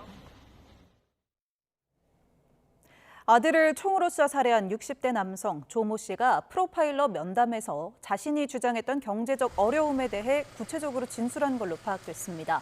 인천 연수경찰서는 조 씨가 가족 회사에 이름을 올려 월 300만 원가량의 급여를 받아왔는데 지난해 어느 시점부터 지급이 끊겼다고 주장했다고 밝혔습니다. 조 씨는 급여를 받지 못한 시점부터는 국민연금을 일시금으로 받아 생활했다면서 배신감을 느꼈다고 말한 것으로 파악됐습니다. 또 조사관들에게 자신은 원래 착하게 살아온 좋은 사람이라고 반복해서 진술한 것으로 확인됐습니다. 수원지방법원은 이웃의 경쟁 첨가물 업체 사장을 살해한 혐의로 재판에 넘겨진 40대 중국인 A씨에게 징역 25년과 보호관찰 5년을 선고했습니다. 재판부는 A씨가 납득하기 어려운 변명을 반복해 진심으로 반성하는지도 의문이 드는 데다 피해자 유족도 엄벌을 탄원하고 있다고 양형 이유를 밝혔습니다. A씨는 지난 3월 7일 새벽 경기 수원시에 있는 아파트 출입 통로에서 흉기를 휘둘러 피해자를 살해한 혐의로 재판에 넘겨졌습니다. 당시 A씨는 바로 근처에서 첨가물 가게를 운영하는 피해자가 자신을 험담하고 영업을 방해한다는 혼자만의 생각에 빠져 범행한 것으로 조사됐습니다. 네, 앞선 뉴스에서 한미 2+2 재무 무역 통상 협의가 무산됐다는 소식 전해드렸었는데요. 관련해서 뉴스 속보가 방금 들어와서 이어지는 소식 전해드립니다. 양국이 현지 시간 24일 미국 상무부에서 무역 협상을 진행하기로 했다는 소식이 들어왔습니다. 하워드 러트닉 미 상무장관은 미국 CNBC 방송과의 인터뷰에서 한국 대표단이 미 상무부를 방문해 무역 협상을 진행할 것이라고 말했습니다. 정부 관계자에 따르면 김정관 산업통상자원부 장관과 여한구 통상교섭본부장이 러트닉 장관을 만날 예정입니다. 또 러트닉 장관은 유럽연합과도 무역 협상을 진행할 것이라고 덧붙였습니다. 이런 가운데 미국 재무부는 워싱턴에서 열릴 예정이었던 한미 경제 무역 분야 2+2 장관급 회담이 연기된 것은 스콧 베센트 미 재무장관의 일정이 겹치는 문제 때문이라고 설명했습니다. 공직선거법 위반 등 혐의로 재판에 넘겨진 더불어민주당 양문석 의원이 항소심에서도 당선 무효형을 선고받았습니다. 같은 날 재판을 받은 민주당 이상식 의원은 항소심에서 벌금 90만 원으로 감형돼 의원직을 지킬 수 있게 됐습니다. 유서현 기자가 보도합니다. 딸 명의로 불법 대출을 받은 뒤 허위로 해명하고 재산을 축소 신고한 혐의 등을 받는 더불어민주당 양문석 의원이 항소심에서도 당선 무효형을 선고받았습니다. 수원고등법원 항소심 재판부는 1심 판단이 정당하다며 양 의원과 검찰의 항소를 전부 기각했습니다. 앞서 1심에서는 양 의원이 대학생 딸 명의로 사업자 대출 11억 원을 받아 아파트 구매 자금으로 쓴 사기 혐의에 대해 징역 1년 6개월에 집행유예 3년을 선고했습니다. 총선 전 해당 의혹이 불거지자 은행에서 먼저 제안했다며 허위 해명글을 올리고 아파트 가격을 축소 신고한 공직선거법 위반 혐의에 대해서는 벌금 150만 원을 선고했는데 이 판결도 그대로 유지됐습니다. 선출직 공무원은 공직선거법 위반 혐의로 벌금 100만 원 이상의 형이 확정되면 당선 무효가 되고 이외 혐의로 집행유예 이상의 형이 확정될 경우 당연 퇴직 처리되는데 양 의원의 이번 판결은 두 경우 모두에 해당합니다. 사실 대부분 가서 다투도록 하겠습니다. 선고 직후 양 의원은 상고 의사를 밝혔고 의원직 상실 여부는 대법원에서 최종 판단합니다. 수원고법에서는 민주당 이상식 의원에 대한 선고 공판도 열렸습니다. 총선 당시 재산을 축소 신고한 의혹을 해명하는 과정에서 허위 사실을 공표한 혐의로 기소된 이 의원은 항소심에서 벌금 90만 원을 선고받았습니다. 1심 벌금 300만 원에서 대폭 감형된 겁니다.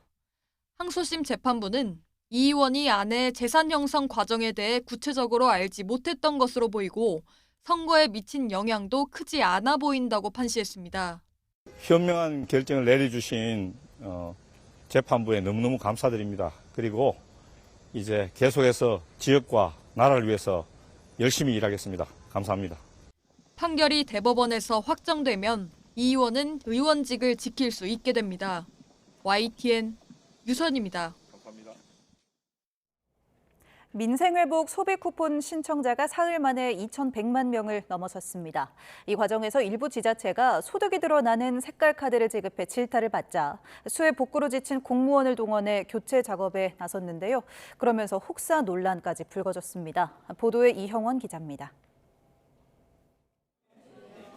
소비 쿠폰 지급 첫 주부터 신청자가 몰리면서 사흘 만에 2,100만 명을 넘어섰습니다.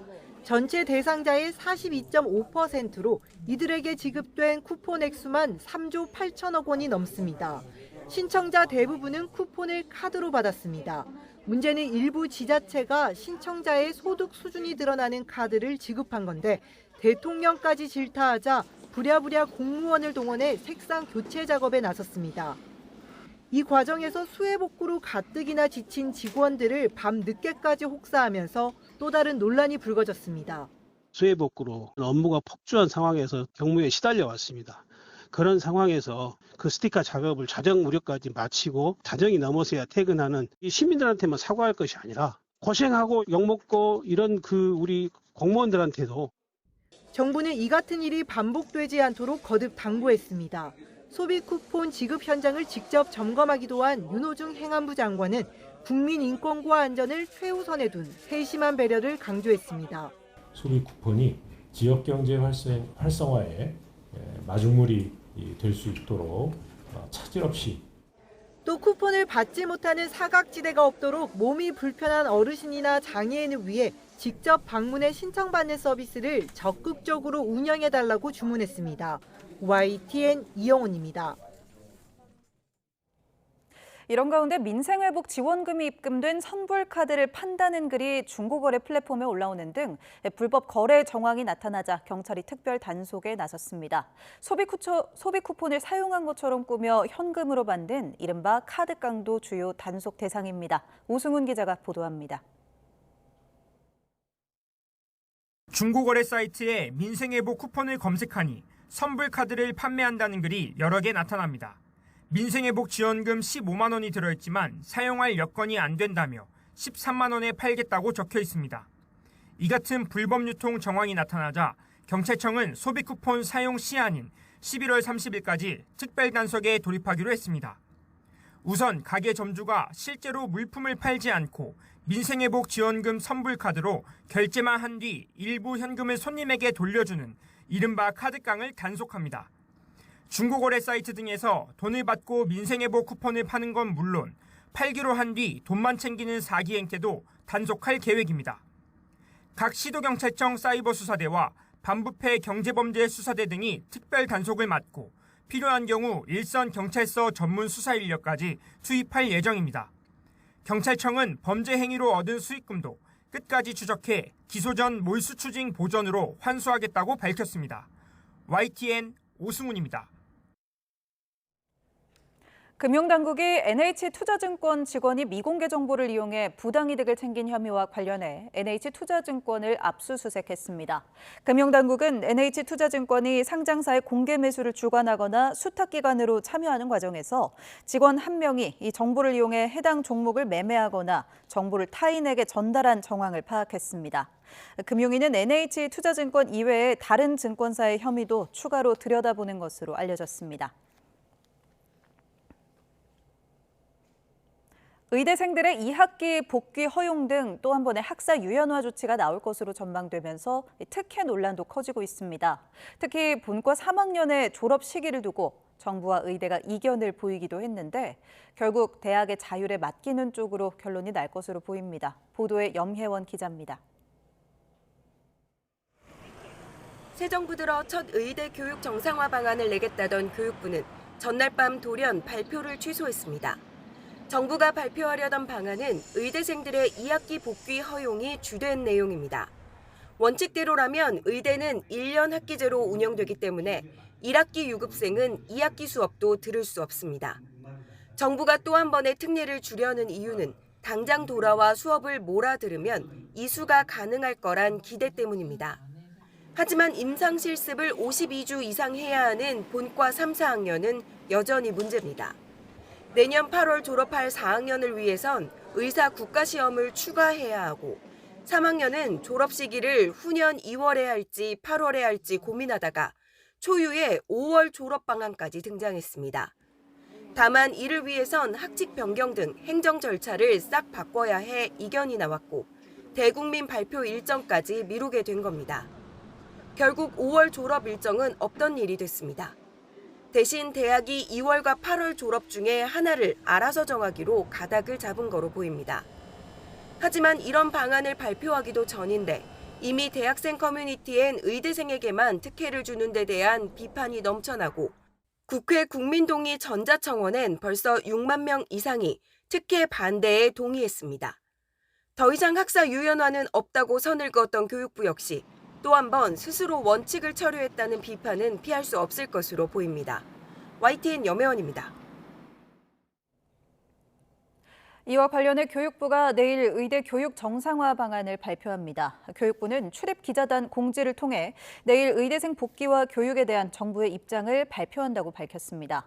당초 교육부는 이 방안을 오늘 발표하기로 했다가 대학 측과 세부적인 논의 사항이 있다며 브리핑을 취소했습니다.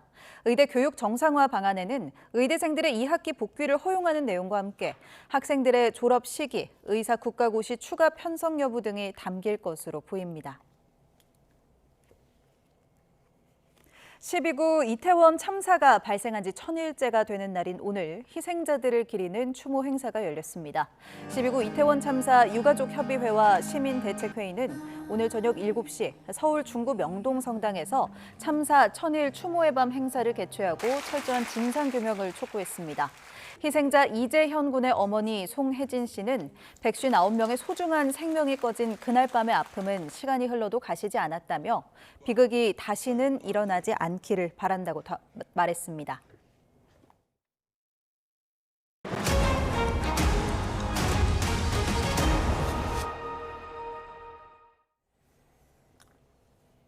김건희 특검이 건진법사를 고리로 한 통일교와 김 여사 청탁 의혹 관련 수사에 속도를 내고 있습니다. 당시 통일교 현안과 관계된 코이카와 3일 회계법인을 압수수색한 데 이어 김 여사의 최측근으로 불리는 전직 행정관들을 소환합니다. 임예진 기자가 보도합니다.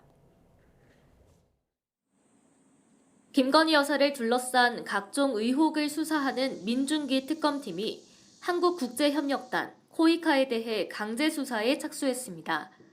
정부의 캄보디아 원조 사업과 건진법사 청탁 의혹의 연관성을 조사하기 위한 차원입니다. 특검은 통일교 측이 건진법사 전성배 씨를 통해 김건희 여사에게 금품을 전달하고 통일교 현안이던 캄보디아 사업 수주를 청탁한 것으로 의심하고 있습니다.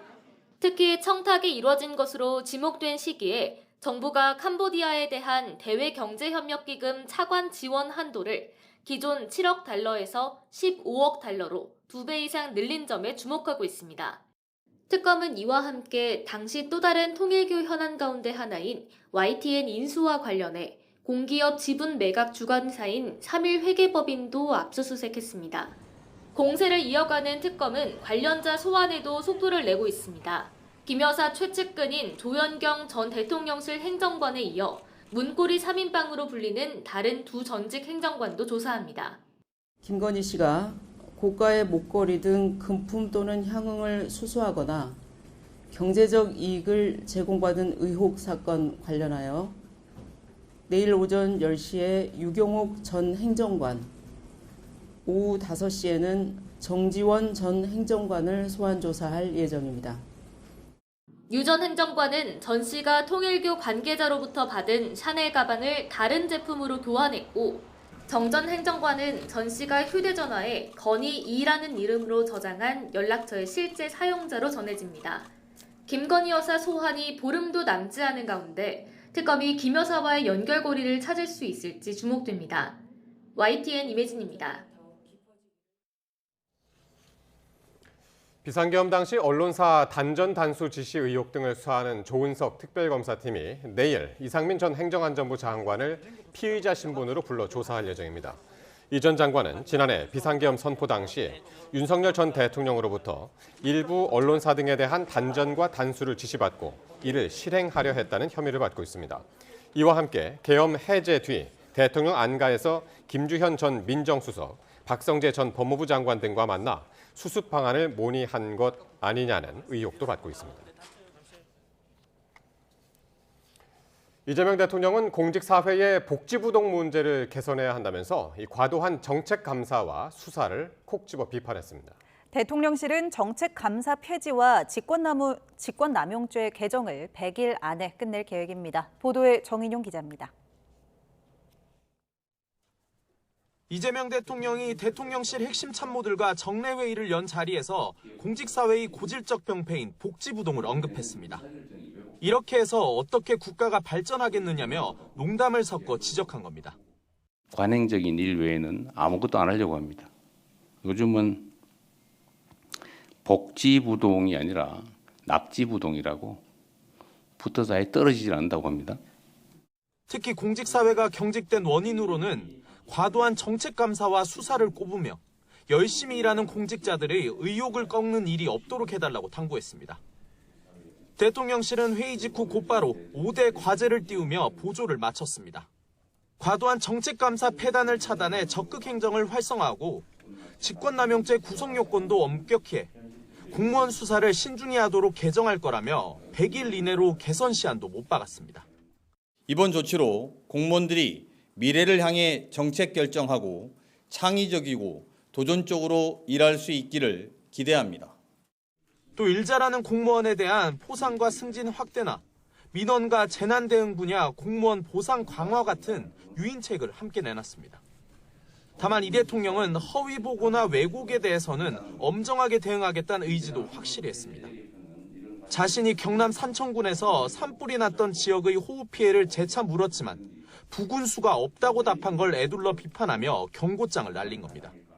지휘관들은 결국 보고에 의존할 수밖에 없는데 이 보고를 엉터리로 하거나 이렇게 되면 의사결정이 왜곡됩니다. 이 대통령이 당근과 채찍으로 공직기강 다잡기에 나선 것, 민생경제에 공직사회의 역할이 그만큼 중요하다는 점을 거듭 알리기 위한 거란 해석도 나옵니다. YTN 정인용입니다. 대통령실은 정부의 법인세 인상 기조에 대해 초부자 감세 이전으로 돌아가는 조세 정상화의 개념으로 봐달라는 입장을 밝혔습니다. 강유정 대통령실 대변인은 오늘 브리핑에서 부자 감세 기조로 인해 지난 정부에서 과도하게 세수가 부족해진 부분이 있다며 이같이 말했습니다. 또 법인세를 인상하려는 기조가 맞느냐는 질문엔 법인세 인상이 아니라 조세 정상화라고 용어 자체를 바꿔야 한다고 강조하면서 구체적인 내용은 아직 확정되지 않았다고 밝혔습니다. 6.27 대출 규제가 시행된 지 약 한 달이 지났는데요. 서울 아파트 거래가 급감하고 또 집값 상승세는 확연히 누그러지는 모양새입니다. 수요 억제 약발이 수개월 정도 이어질 거라는 관측 속에 시장은 곧 발표될 정부의 부동산 종합 대책을 주목하고 있습니다. 차유정 기자입니다. 초강력 대출 규제 시행 한 달.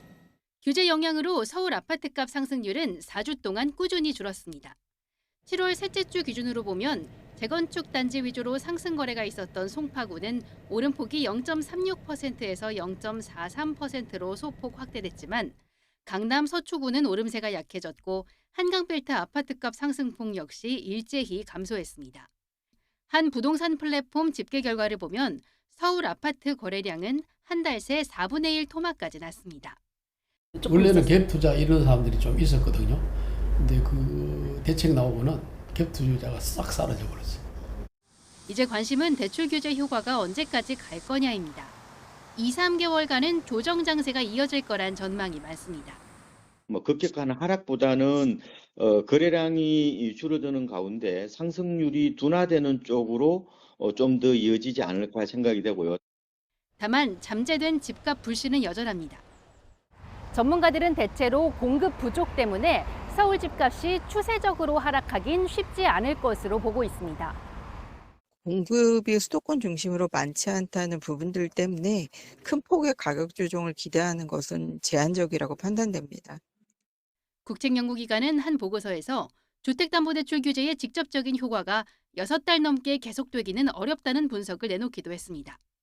전셋값 상승은 매매가를 밀어올리고 금리 인하가 현실화하면 매수 심리는 살아나기 마련입니다.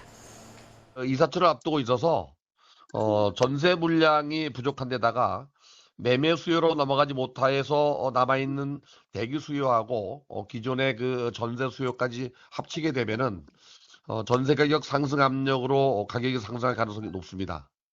한국은행이 최근 발표한 주택가격 전망지수를 보면 부동산 기대 심리가 꺾였긴 하지만 여전히 1년 뒤 집값이 올라갈 것으로 보는 기대가 많습니다. 이르면 다음 달 나올 부동산 종합대책에 더욱 이목이 쏠리고 있습니다. YTN 차유정입니다.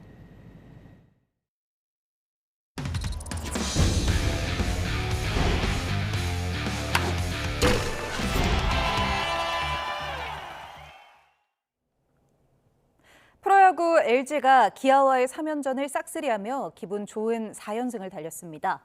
8회에만 8득점을 올리는 빅이닝을 만들며 기아 마운드를 초토화했습니다. 프로야구 소식 양시창 기자입니다. 8회 빅이닝의 시작은 비디오 판독 끝에 1루에서 세이프된 오지환의 내야 안타로 시작됐습니다. 박혜민과 신민재가 안타와 볼넷으로 말루 밥상을 차리자 문성주가 2타점을 쓸어 담았고 김현수가 쐐기를 박는 석점 홈런을 터뜨리며 승부의 추를 기울였습니다.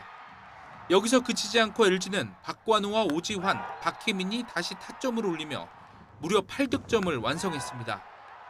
기아는 8회에만 투수 5명을 투입했지만 불붙은 LG 타선을 막지 못하고 힘없이 무너졌습니다. 선발로 나선 양현종은 6이닝을 무실점으로 막고 역대 두 번째 2600이닝 대기록을 세웠지만 팀 패배로 빛이 발했습니다. 2위 LG는 3위 롯데와의 3연전에서 2승 1패로 우위를 가져간 뒤 4위 기아와 3연전을 모두 쓸어 담으며 2위 자리를 견고하게 지켰습니다. 마지막 타석에 또 힘 빼고 친 게 또 좋은 결과가 있었던 것 같습니다. 너무 중요한 경기였는데 또 이렇게 승리할 수 있어서 너무 좋고 너무 좋습니다. 1회에만 4득점을 올린 KT는 NC와의 창원 원정 3연전을 싹쓸이했습니다. 고척 원정에서 롯데는 감보아가 7이닝 동안 안타를 1개만 내주는 빼어난 피칭을 선보이며 키움의 2연승을 거뒀습니다. 대구에서 SSG는 7회에 터진 안상현의 결승 홈런에 힘입어 삼성을 꺾고 6연패 사슬을 끊었습니다. 하나와 두산은 연장까지 가는 접전을 벌인 끝에 4대4로 승부를 가리지 못했습니다. YTN 양시창입니다.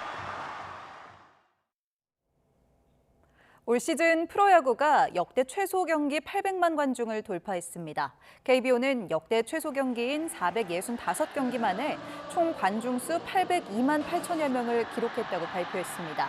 역대 최소 경기의 종전 기록은 지난해에 세웠던 549경기입니다. 또 올해 프로야구는 222경기에서 매진을 기록하며 지난해에 세운 역대 최다 매진 기록과도 타이를 이뤘습니다. 내년 북중미 월드컵 본선을 앞두고 축구 대표팀이 일부 코치진을 개편했습니다.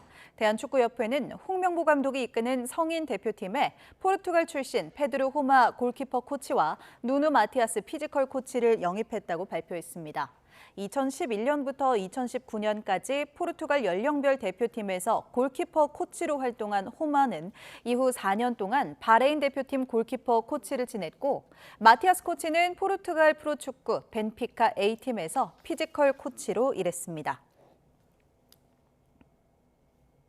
프로축구의 명가 전북이 올 시즌 19경기 무패 행진을 이어가며 이미 보유한 최고 기록 경신에 도전합니다. 지난해와 강등 위기까지 몰렸던 전북의 상승세 비결은 뭘까요? 보도에 이대건 기자입니다. 전북의 강원전 포문을 연 건 국가대표 미드필더 김진규입니다. 후반 38분 강상윤의 패스를 받아 왼발 중거리 슛으로 골망을 흔듭니다. 4분 뒤 전진우가 상대 파울로 얻어낸 페널티킥을 콤파뉴가 성공해 팀의 추가골을 선사합니다. 선두 전북의 2대0 승리. 3연승을 달리며 6라운드부터 이어진 무패 행진을 19경기로 연장했습니다. 전북은 2016년 K리그 통산 33경기 최다 무패 기록을 보유하고 있습니다. 최다 무패 2위와 3위 기록도 전북에 있습니다. 호액 감독 부임 이후 개막 5경기에서 겨우 1승만 챙겼는데 이후부턴 예전 명가의 모습으로 돌아가고 있습니다. 적응 기간이 끝난 뒤 포획 감독의 쉬운 전술 지시가 팀에 고스란히 녹아들고 있습니다. 봄처럼 바뀌지 않는 주전 베스트 11뿐만 아니라 교체 선수들의 전술 이해도도 높아 올 시즌 유독 경기를 뒤집는 경우가 많습니다. 선발 선수들, 교체 선수들 너무나 제 역할을 해주고 있어서 저희가 좋은 흐름을 가져가고 있는 것 같고 올 시즌 전북의 누적 관중은 20만 8천여 명. 팬들은 구단 역대 최장 기간 20만 명 돌파로 화답하며 전북의 부활을 기대합니다. 전북은 이번 주말 광주를 상대로 20번째 무패 기록에 도전합니다. YTN 이더훈입니다. 동아시안컵에서 생애 첫 A매치 데뷔전을 치른 전북 현대 미드필더 강상윤이 K리그 선수 가운데 시장 가치가 가장 높은 것으로 나타났습니다. 피파 산하 국제스포츠연구소는 세계 주요 리그 선수들의 추정 시장 가치를 매기면서 강상윤이 340만에서 390만 유로, 우리 돈 60억 원 안팎의 가치가 있다고 평가했습니다. 이는 프로축구 K리그 선수 가운데 가장 높은 수준으로 강상윤은 젊은 나이에 주전 자리를 꿰차면서 올 시즌 가장 큰 폭으로 성장한 선수로 평가받습니다. 황선우와 김우민 등 우리나라 수영 경영 대표팀이 세계선수권대회 출전을 위해 결전지인 싱가포르로 출국했습니다. 김효열 총감독이 이끄는 대표팀은 지난해 2월 카타르 도하에서 열린 세계선수권대회 남자 자유형 200m와 400m에서 황선우와 김우민이 나란히 챔피언에 올랐고 계영 800m에서는 은메달을 합작했습니다. 황선우와 김우민은 대회 2연패에 도전하고 김영범이 새로 합류한 800m 대표팀도 두 대회 연속 메달에 도전합니다. 황선우 선수의 각오 들어보시겠습니다. 도하 세계선수권 때 우민 형이랑 같이 동반 금메달을 따서 사실 세계선수권 뛰면서 가장 기분이 좋았던 날이 그날인 것 같아요. 아마 이번에도 우민 형이 400m 처음에 스타트하니까 우민 형이 잘 스타트 끊어주면 뒤에 저 자영 200이든 영범의 100m 그리고 또 계량 800m까지 그 좋은 기운 계속 얻어가면서 좋은 성적 보였으면 좋겠습니다.